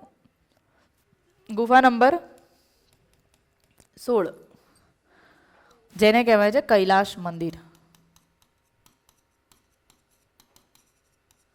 કયું કહેવાય છે? ગુફા નંબર 16 કયું મંદિર કહેવાય? કૈલાશ મંદિર. ઇલોરા કેવ આર્કિટેક્ચરમાં સૌથી મોટું કેવ આર્કિટેક્ચર, સૌથી મોટું, લાર્જેસ્ટ, એ કયું છે? 70 વર્ષ લાગ્યા હતા. કૃષ્ણએ પૂરું નહોતું કરાવ્યું, અને પૂરું છે ધ્રુવના સમયમાં થયું. કોના સમયમાં થયું? તો કૃષ્ણથી લઈને ધ્રુવ ધારા વર્ષ, ધ્રુવે ધારા વર્ષ કરીને પદવી પ્રાપ્ત કરી હતી, કારણ કે એને ત્રિપક્ષીય યુદ્ધોમાં ભાગ લીધો હતો. કયા યુદ્ધોમાં? ત્રિપક્ષીય યુદ્ધો થવા પાછળનું કારણ બેટા હતું કન્નૌજ પરનો અધિકાર. કયો અધિકાર? યાદ રહે. અહીંયા શું હતા ત્રિપક્ષીય યુદ્ધો? સમજો. અહીંયા હતો શાસક ધ્રુવ.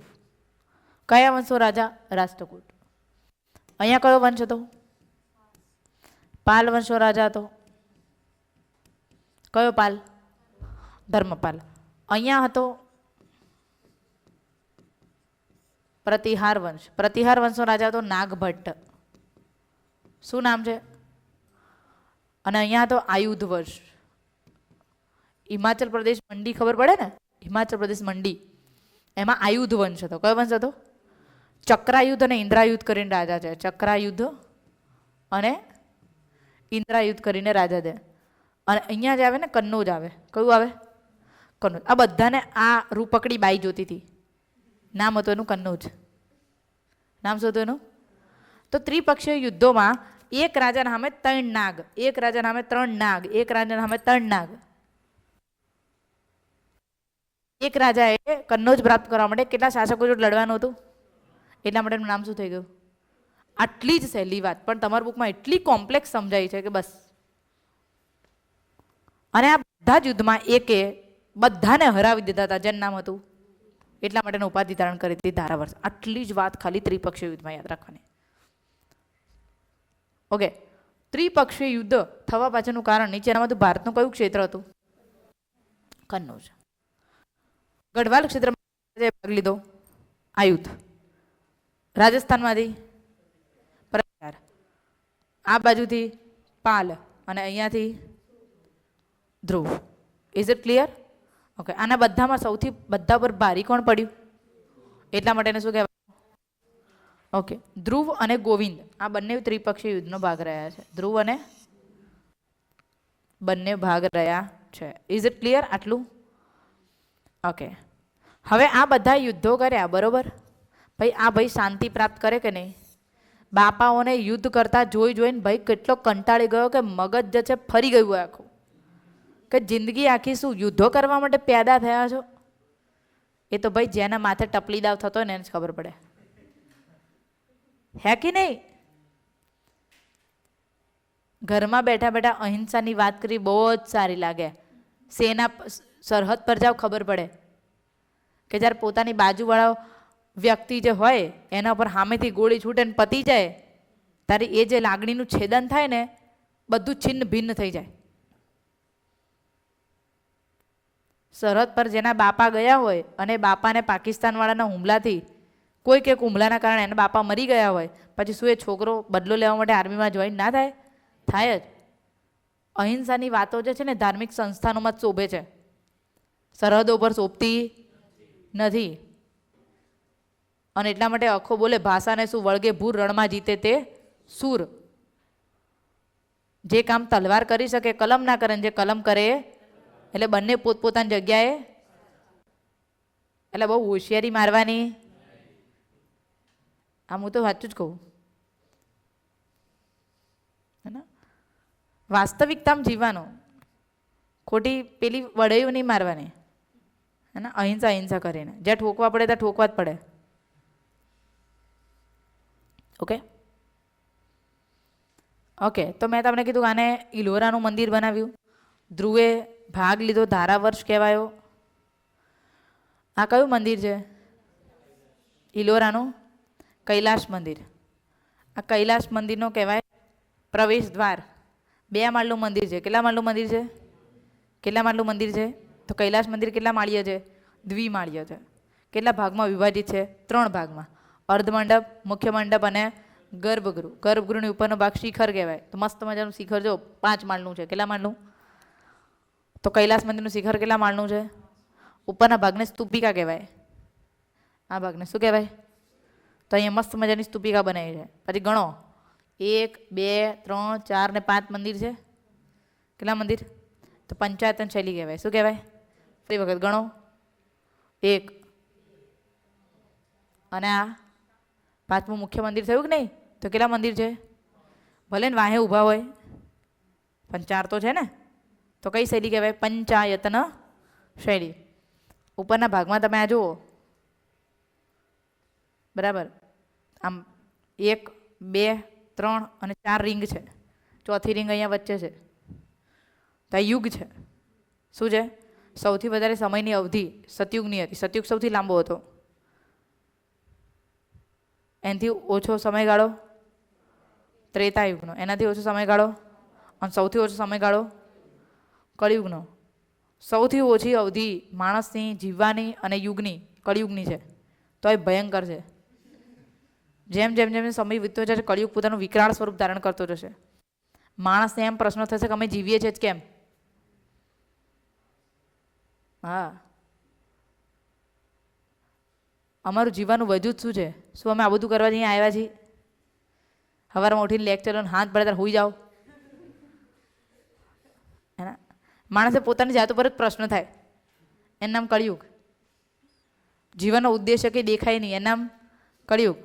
શોર્ટ ટર્મમાં માણસે પૈસા કમાવાનું તલપ લાગે, એનું નામ કળિયુગ. જમણા હાથની કમાણી કરતાં ડાબા હાથની કમાણી બધાને વધારે વાલી લાગે, એનું નામ કળિયુગ. કોઈ પોતાના મન વિચાર અને બુદ્ધિ પર સ્થિર ના રહી શકે, એનું નામ કળિયુગ.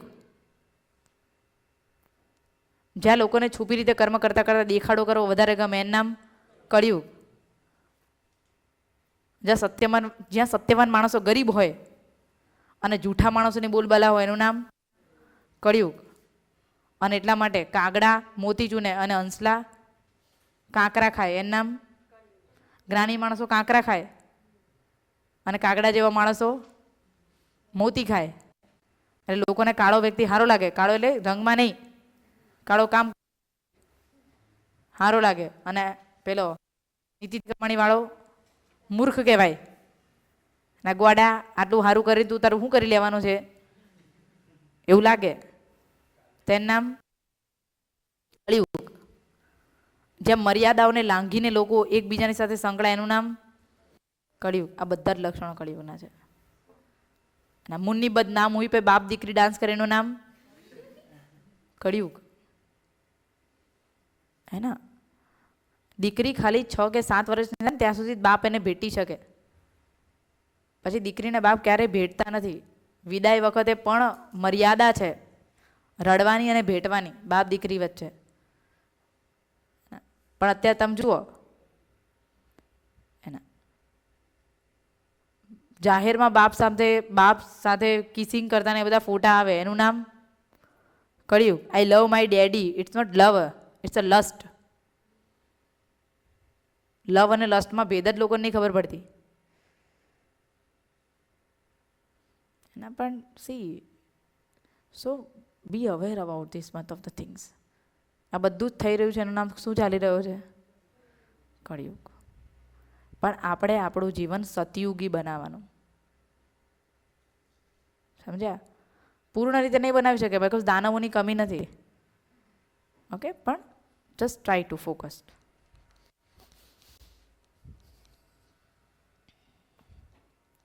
મંદિરમાં તમને હાથી અને સ્તંભ દેખાય છે. ઘણી વખત અગર રાષ્ટ્રકૂટોનું રાજચિહ્નમાં તમારા ઓપ્શનમાં ગરુડ ના હોય અને જો હાથી હોય તો સાચું કરવાનું. શું બોલી હું? રાષ્ટ્રકૂટોના રાજચિહ્નમાં અગર જો ગરુડ નથી અને હાથી છે તો that's not wrong because some of the coins of the Rashtrakutas has a hathi. Okay okay, આ રાષ્ટ્રકૂટ ત્રિપક્ષીય યુદ્ધ મેં તમને કીધા. ગોવિંદની મેં તમને વાત કરી. ઓકે, અમોઘ વર્ષ કોની વાત કરીએ છીએ? અમુક. મારે અમુક વર્ષના તમને સાહિત્ય સમજાવવા છે. શું સમજાવવા છે? Which is very much important for your exam. Okay, તો અમુક વર્ષ જે છે એને 2 ભાષાને પ્રોત્સાહન આપ્યું. એક સંસ્કૃત એન્ડ સેકન્ડ કન્નડ. સંસ્કૃત અને બધા અહીંયા યાદ રહી જશે. Weight four while. અમોઘ વર્ષ પોતે પણ લેખન શોખીન હતો. એટલા માટે અમુક વર્ષે પોતે એમ કહેવાય છે કે પોતાના રાજ્યને શાંત કરવા માટે ગંગવંશના રાજાઓ સાથે સંબંધ બાંધ્યા. મેં તમને ગંગવંશ ઓડિશામાં કીધો, ક્યાં કીધો, અને કર્ણાટકમાં પણ કીધો. તો બંને જગ્યાએ ફેલાયેલો હતો ગંગવંશ. ગંગવંશના રાજાઓ સાથે એમને પોતાની પુત્રીને પરણાવી દીધી અને રાજ્યને શાંત કર્યું. એઝ વેલ કન્નડ અને સાથે સંસ્કૃત સાહિત્યનો વિકાસ થયો. કન્નડમાં કાવ્ય લખ્યું અને કવિરાજ માર્ગ. કયું કાવ્ય લખ્યું? તો અમુક વર્ષે કયું સાહિત્ય લખ્યું? કવિરાજ માર્ગ. અને બીજું સાહિત્ય છે પ્રશ્નોત્તર રત્નમાલિકા. પ્રશ્નોત્તર રત્નમાલિકા. ઓકે, તો કવિરાજ માર્ગ કન્નડમાં લખ્યું અને પ્રશ્નોત્તર રત્નમાલિકા સંસ્કૃતમાં લખ્યું. ઓકે, બીજું એના સમયમાં કયા લિટરેચરનો વિકાસ થયો? જૈન લિટરેચરમાં એના દરબારમાં કોણ કોણ હતા?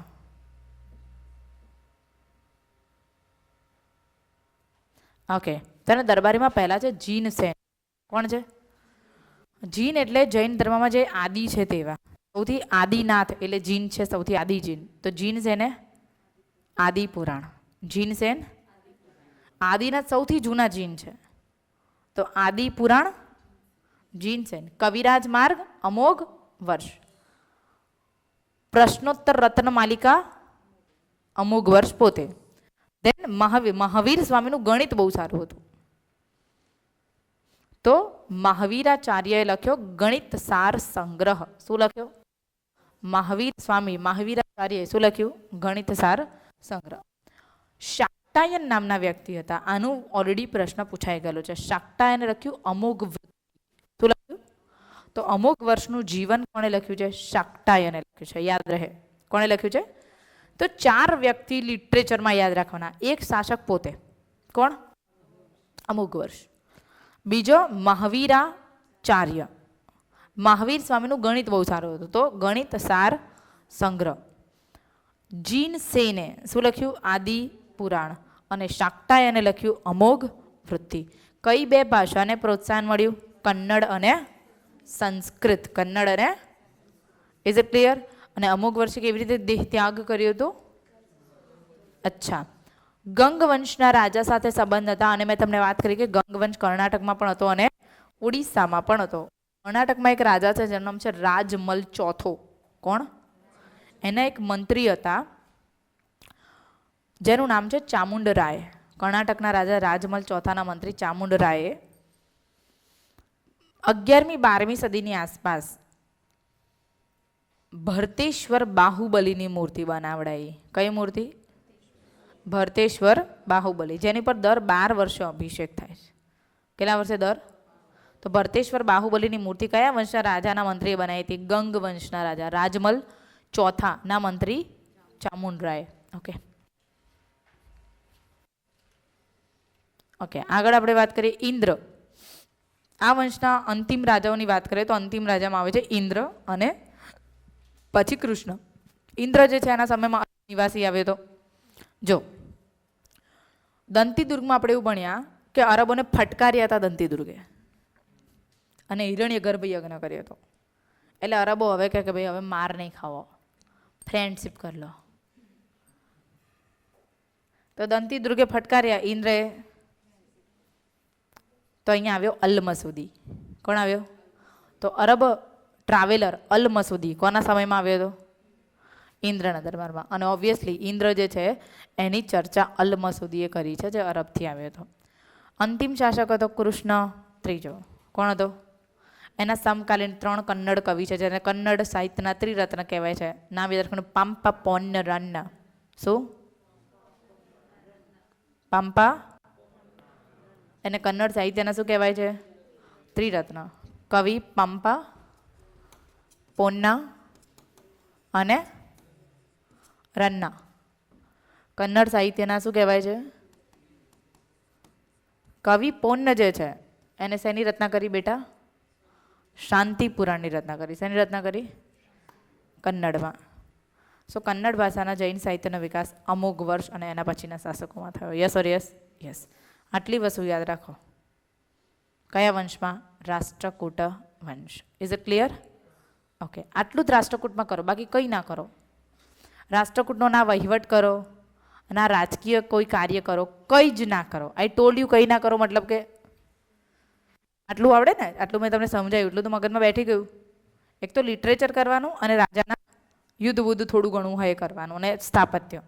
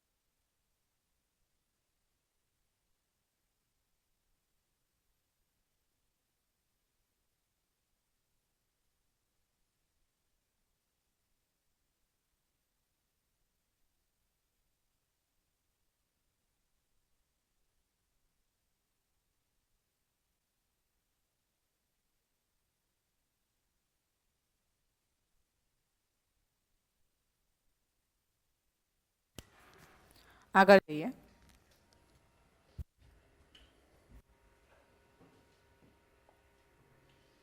વાત કરીએ છીએ પલ્લવ ડાયનેસ્ટી. કઈ dynasty? Pallava.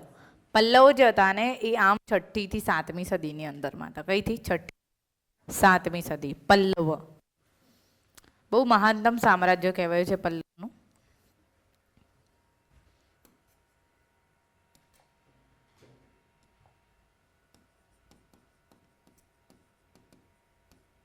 Contemporary period of the Harshavardhan પલ્લવોનો ઉદય થાય છે, જેનો સ્થાપક હતો કોણ કોણ છે? જો હમણાં જ મેં તમને રાષ્ટ્રકૂટોનો સ્થાપક કોણ? દંતીદુર્ગ. છેલ્લો રાજા કોણ? કૃષ્ણ ત્રીજો. કૃષ્ણ પહેલો કોણ? છેલ્લો? ઓકે. આ કોણ? પલ્લવ. પલ્લવોનો સ્થાપક કોણ? પલ્લવનો સ્થાપક કોણ? સિંહ વિષ્ણુ. યાદ રહે. રાજધાની કઈ હતી? કાંચીપુરમ. કઈ નદી? પેન્નાર. રાંચીને કયું? સિંહ. તો પલ્લવ આર્કિટેક્ચરમાં જેટલા આર્કિટેક્ટ છે એમાં સિંહ ના હોય એવું બને જ નહીં. સિંહ હોય ને હોય જ તે. ત્યાં ભલે સિંહ નહોતા મળતા, જે ના મળે ને એને જ મેળવવાની તાલ આવેલી હોય. તો તું નહીં તો તેરી મૂર્તિ ही સહી, હે ને? અને એટલા માટે સિંહ નહીં તો સિંહની મૂર્તિ એમને રાખી. ઓકે. સો પલ્લવ આર્કિટેક્ચરમાં મેક્સિમમ તમને શેની આકૃતિઓ જોવા મળશે? સિંહ. સિંહના અલગ અલગ શેપ્સ જોવા મળશે ને તે ઓલ થિંગ્સ સાથે. ઓકે. રાજધાની કાંચીપુરમ, નદી,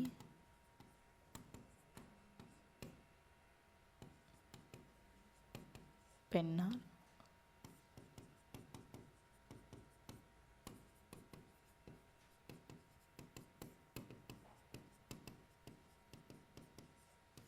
રાજભાષા યાદ રહે સંસ્કૃત છે, તમિલ નહીં. કઈ છે?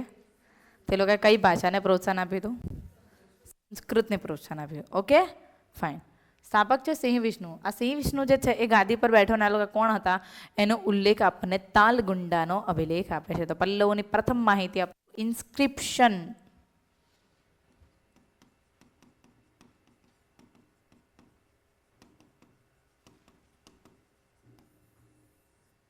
કયો ઇન્સ્ક્રિપ્શન છે બેટા?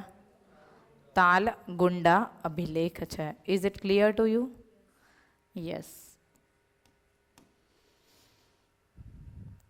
સિંહ વિષ્ણુ આજુબાજુનું મેદાન સાફ કરી નાખશે.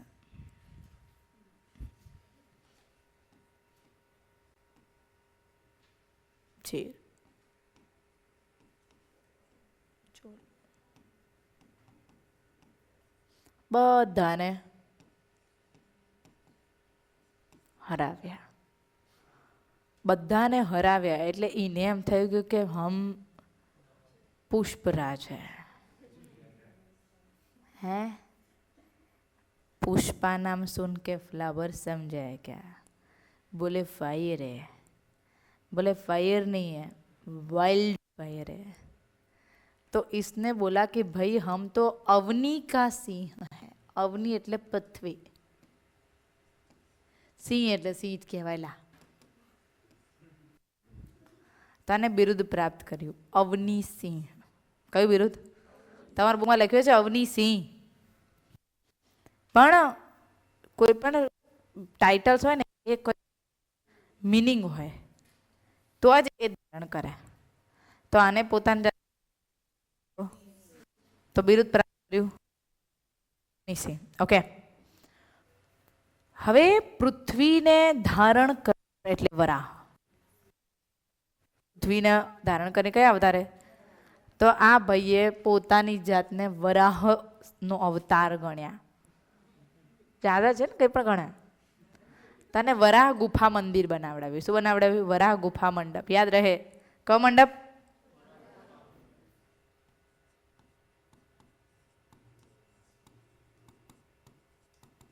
જેમાં શરીર પુરુષનું છે, મોઢું વરાહનું છે અને ગોદમાં બેઠા છે પૃથ્વી દેવી.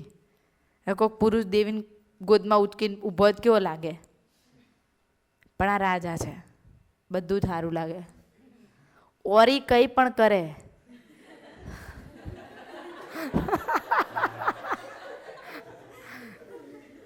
કેવો લાગે? બાપરે બાપ.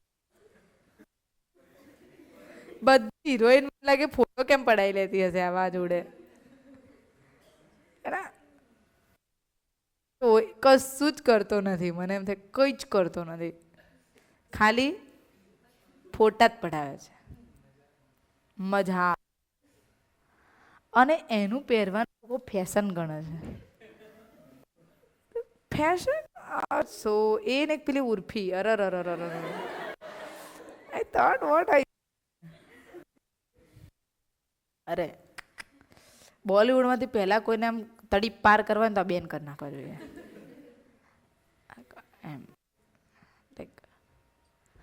તો આ ભાઈ જે છે એને વરાહ ગુફા મંડપ બનાવડાવ્યો. હવે આ લોકોના ત્યાં see it's a you know primary architectures. જ્યારે આ લોકો હતા ને ત્યારે નાગર આર્કિટેક્ચરનો હજી કેવો પીરિયડ હતો? પ્રાઇમરી પીરિયડમાં ટેમ્પલ આર્કિટેક્ચરનો ડેટ મચ ડેવલપ્ડ, એટલું વાસ્ટ ડેવલપ નહોતું. તો આ લોકો શું કરશે? પર્વત હશે ત્યાં સુધી જશે, ત્યાં ગુફાઓ કોતરશે અને એમાં દેવતાના ચિત્ર કોતરી દેશે. સો ગુફાને મંડપની જેમ શણગારવામાં આવે છે. That is why it's known as a cave mandap. શું કહેવામાં આવે આને? ગુફા મંડપ કહેવામાં આવે. Is it clear? બહુ જ ઇઝી છે. ઓકે, તો આ ભાઈ ખાલી આટલું જ કરે છે. ઓકે, અને આના દરબારી વ્યક્તિ એના કયા હતા? કવિ ભારવી. હી રોટ કીર્તાર્જુનિયમ. શું કહેવાય છે? કયું લખ્યું એમને? કીર્તાર્જુનિયમ. અર્જુન અને મહાદેવની ભક્તિની કહાની. અર્જુન કેટલો મહાદેવનો મોટો ભક્ત હતો એ સ્ટોરી અહીંયા કીધી છે. તો ભગવાન શિવ કિરાત નામે છે અને અર્જુનની પરીક્ષા કરી રહ્યા છે એવી સ્ટોરીઝ અહીંયા દર્શાવવામાં આવી. એને કહેવાય છે કીર્તાર્જુનિયમ. ભોળા ભાવે તમે કોઈ પણ રીતે ભગવાનને ભજો ને તો ભગવાન આવે જ છે. એવા એવા કુદરતમાં દાખલા છે. સવારે જ મેં એક પારધીની કહાની સાંભળી હતી. એ પારધી શિવજીને શું ચડાવી શકે? તો કે પારધી જે છે શિવજીને ચડાવતો તેનો શિકાર. શું ચડાવતો હતો? શિકાર. અને એના હાથ શિકારવાળા ખરાબ હોય એટલે એ જ્યારે નહાવા જાય ને સરોવરમાં ત્યારે એ કોગળો ભરીને આવે અને શિવજી પર ચડાવે. તમે કોઈ દિવસ ભગવાન પર કોગળો કરો? એ કરતો. આપણે બહુ બુદ્ધિશાળી છીએ એટલે આપણે નહીં કરતા. એના બુદ્ધિ નહોતી એટલે કરે છે. એટલે એ ભગવાન ઉપર એ પેલો માંસનો ટુકડો ધરાવે જે શિકાર કરીને પછી બધું ઘરે લઈ જાય. થોડુંક ભગવાને ધરાવી દે, પછી થોડું, અને પછી પેલો નહીને આવે બરાબર એ વખતે મોઢામાં શું ભરીને આવે? પાણી. અને પાણી જે છે એ બધું કોને ચડાવે? ભગવાનને. ભગવાનને એ ગમે છે કે તો રોજ રોજ જબરું કરે કે. એટલે એક વખતે જ્યારે હું ચડાવતો હતો ભગવાનને, એને જોયું કે શિવલિંગના અગ્રભાગમાંથી જે શિવલિંગની આઈ હોય છે, આઈ મિડલ પાર્ટને આઈ કહેવાય, ત્યાંથી રક્ત જરતું હતું. રક્ત એટલે એમ કહે છે કે ભગવાનના આંસુ ઝરે છે કે આવા લાલ આંસુ. ભગવાનની આંખમાં કંઈક તકલીફ થઈ લાગે છે. એટલે એ શું કરે છે? એની આંખનો ડોળો કાઢી નાખે છે અને ત્યાં ભગવાનને ચોંટાડી દે છે. તો બીજી આઈમાંથી ત્યાં જ લોહી દળદળવા માંડે છે. તો એ બીજો ડોળો કાઢીને ભગવાનને ધરી દે છે. જ્યારે બીજો ડોળો કાઢે છે ત્યારે એક તો આંખો એ થઈ ગયો, હવે બીજો ડોળો ચીપકાવે કેવી રીતે? એટલે એ એના પગનો એક અંગૂઠો જ્યાં લોહી નીકળતો છે ને ત્યાં દબાવે છે અને પછી પેલો ડોળો કાઢી અને જેનો પગ હોય છે ને તેને દાબી દે છે. એટલે એને શિવલિંગને પગે અડાડ્યો, એને શિવલિંગ પર કોગળો પણ કર્યો, એને શિવલિંગ ઉપર માંસ પણ ધરાયું અને તોય શિવજી આવ્યા. વાહ રે વાહ, તારા ભોળા ભાવની ભક્તિથી હું પ્રસન્ન થયો હતો. તારા જીવનના અનમોલ રત્ન કે જેનાથી તું શિકાર કરે છે એ જ તે મને ચડાવી દીધું. તને એવી પણ ફિકર ના થઈ કે તું કાલ શિકાર કેવી રીતે કરીશ? તો કહે છે કે હું જેને મારો શિકાર અર્પણ કરતો હોઉં અને જો એ આવી રીતે રડતા હોય તો એનો અર્થ જ શું છે? હું તો તમને મારા સર્વાધિક માનું છું. અને ભગવાન કહે જો તું મને તારો સર્વાધિક માનતો હોય તો તને દ્રષ્ટિ આપવાની જવાબદારી પણ મારી છે. એટલે ભગવાન પાછો દેખીતો કરી દે છે. અને એટલા માટે ભીલ સમુદાયમાં પણ શિવજી પૂજાય છે. ભીલ પણ પૂજા કરે શંકરની. આવી સ્ટોરીઝ તમને પાંડવો જ્યારે અલગ અલગ રૂપ ધારણ કરીને ફરતા હતા એવી ભારવીએ કીર્તાર્જુનિયમમાં લખી. ક્યાં લખી? કીર્તાર્જુનિયમ. તો Bharavi wrote which book? In Sanskrit language. કઈ લેંગ્વેજમાં લખી? Is it clear? ઓકે. પછી આના પછી બીજો વ્યક્તિ ગાદી પર બેઠો.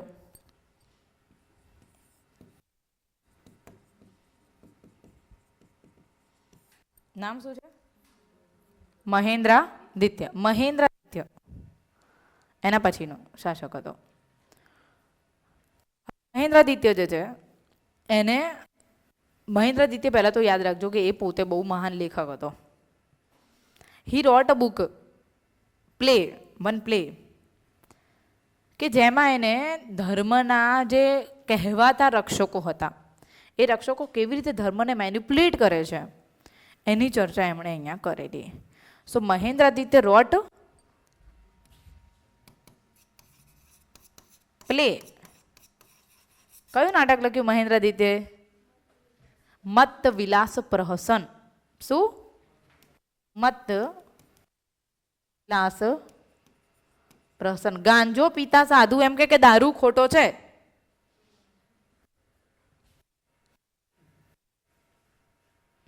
ગાંજો પીતો સાધુ શું કે? અલા તો તું ગાંજો છોડ ને ભાઈ, તું બીજાને ક્યાં દારૂ છોડાવે છે? આમાં એને બે ભિક્ષુકોની ટીકા કરી છે. એક શૈવ, બીજા અને ત્રીજા, ત્રણ ધર્મના ભિક્ષુકો કે જે ઓલાના શું કહેવાય ધર્મના નામે લોકોને ખોટા રસ્તા બતાવે છે. અને આ ખોટા રસ્તાના કારણે જ સમાજમાં નાસ્તિકતાવાદ ફેરી રહ્યો છે. હું તો કહું ધર્મ જ લોકોને નાસ્તિક બનાવે છે અત્યારે તો, મને એવું જ લાગે છે ક્યાંક ને ક્યાંક. बिकॉज તમે એમ કહો કે महाराज આવી तकलीफ છે, महाराज તમને કહે ठीक है तुम ये कर लेना, महाराज मेरे घर में 2 झगड़े हो रहे, ठीक है कल से 2 रसगुल्ला खा लेना. अरे तो इलाज કહેવાય ગોવાડું? આ ઈલાજ નથી. રૂપિયા રજીસ્ટ્રેશન આપે ખાલી સ્નેહ મિલનના, ઝાંખીના. કેટલી અંધશ્રદ્ધા હે. સો અહીંયા કોની હાંસી ઉડાવવામાં આવી? સૈવ, જૈન અને લખ્યું છે ગૂગલ પર, રાઈટ ઇન્ફોર્મેશન્સ બહુ જ જબરજસ્ત લખી છે મત્ત વિલાસ પ્રસન્નમાં. પ્લસ મહેન્દ્રાદિત્ય, અને એટલા માટે એને મત્ત વિલાસ એવી બિરુદ પણ પ્રાપ્ત કર્યું છે. તો પલ્લવ વંશો કયો રાજા મત્ત વિલાસ નામે ઓળખાય છે? ચિત્રકારમાં બહુ જબરજસ્ત એનું પ્રદાન છે, એટલા માટે ચિત્રકાર પુલ્લી કહેવાય છે. શું કહેવાય છે? ચિત્રકાર પુલ્લી. સો એના ચિત્રો તમને કઈ ગુફામાં જોવા મળે છે? Write it down. Sittanavasal caves which is situated in Tamil Nadu. કઈ કેવ્સ?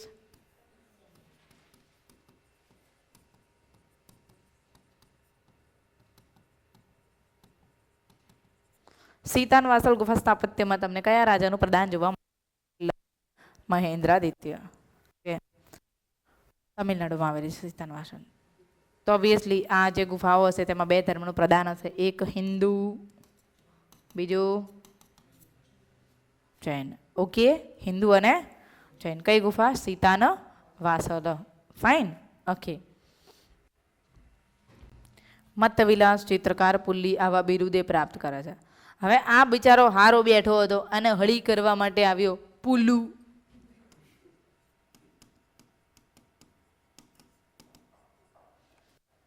વર્સિસ આ બિચારાનું કવિ હૃદય, આ યોદ્ધો. તો કોણ જીતી જાય? યુદ્ધમાં જ હાડ બેહી ગયું. તો પુલકેશી સાથે યુદ્ધ દરમિયાન કયા પલ્લવ શાસકનું મૃત્યુ થયું? આ યુદ્ધને કહેવાય છે પુલાલ્લુરનું યુદ્ધ.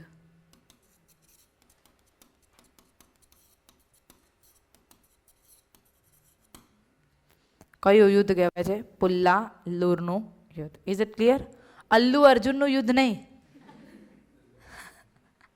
અમુક હાથમાં બેઠી ક્લાસમાં આવા હળી હંચા કર્યો. હું કહું પુલ્લાલુરનું યુદ્ધ, તો વાંયથી ઓલી હાથમાં કે અલ્લુ અર્જુનનું યુદ્ધ.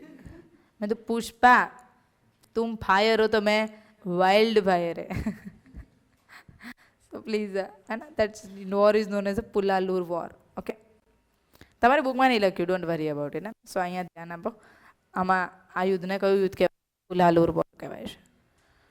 નંબર ત્રીજો રાજા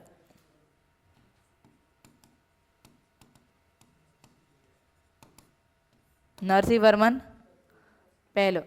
यानी तू मेरे बाप को मारा है, क्या समझ के क्या रखा है तुम?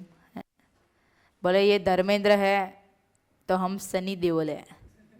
2.5 किलो का हाथ जब तुझ के ऊपर पड़ेगा है ना, तो तुम उठेगा नहीं, उठ जाएगा.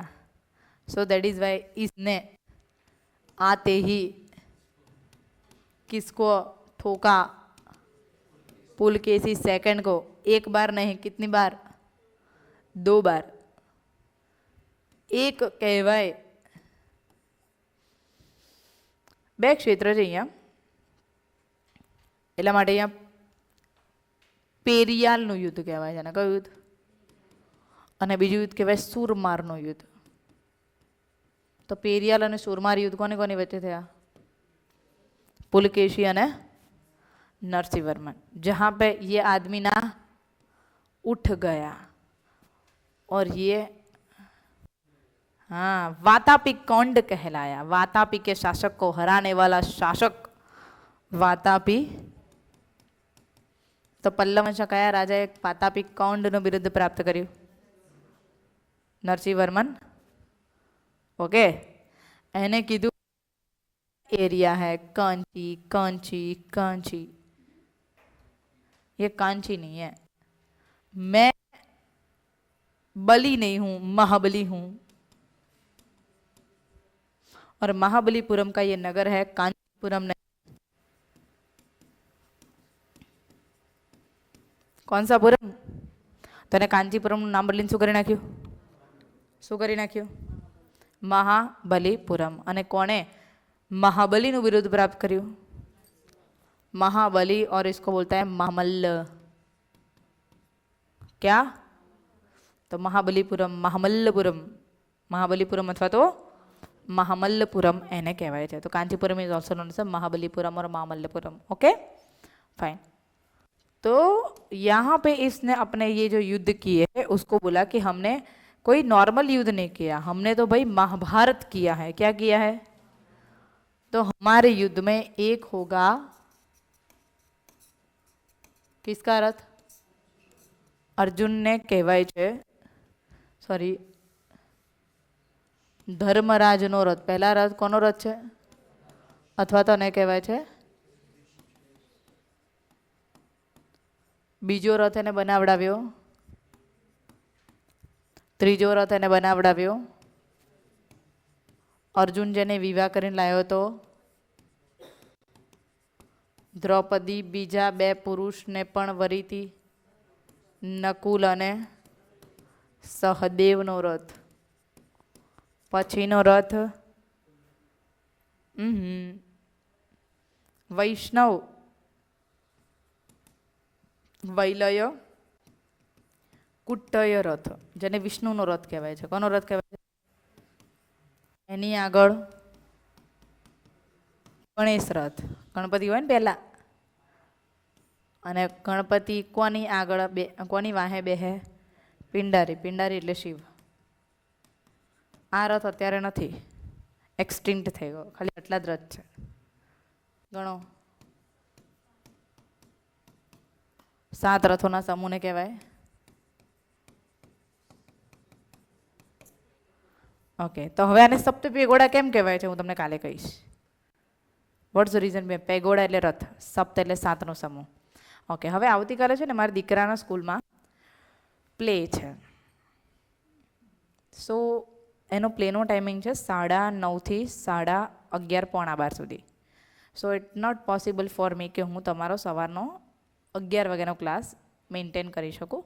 સો આપણો ક્લાસનો જે ટાઈમિંગ રહેશે આવતીકાલે બપોરનો એ 2:30 થી 3:30 અને 4 થી 6 રહેશે. 2:30 થી અને 4 થી 6. 6:30 એડમિન બંધ થઈ જાય એટલે આપણે એ પહેલાં આપણો ક્લાસ પૂરો કરી નાખીશું. ઓકે, સો જેટલા પણ લોકો આવવાના હોય કાલે, તમે તો આવશો જ આઈ થિંક સો. નહીં આવો તો જેને આવવું હોય એને આ ટાઈમિંગ કહી દેજો. 2:30 થી 3:30 2 કલાક અને 4 થી 6 બીજા 2 કલાક. Is it clear? ઓકે. એટલે જો હું 1 વાગે લઉં તો પેલું ઇતમનાનથી લેક્ચર ના લઈ શકું, બિકોઝ ઘરેથી ભાગમ ભાગી કરીને આવવાનું થાય. કારણ કે એનું પ્લે 11:15 સમથિંગ કે પતે. ઘરે આવતા 12 વાગે, જમીને ઊભા થતા ને પછી 1 વાગે ને ભાગમ ભાગી કરીને આવવાનું થાય. સો થોડું ભોજનનો ટાઈમિંગ બી તમારો અહીંયા 1:30 વાગ્યા સુધીનો હોય છે. સો તમે પણ ભોજન કરીને ફ્રી થઈ જાઓ, હું પણ મારા ઘરેથી ભોજન લઈને આવું, then we have a class. Okay? Okay.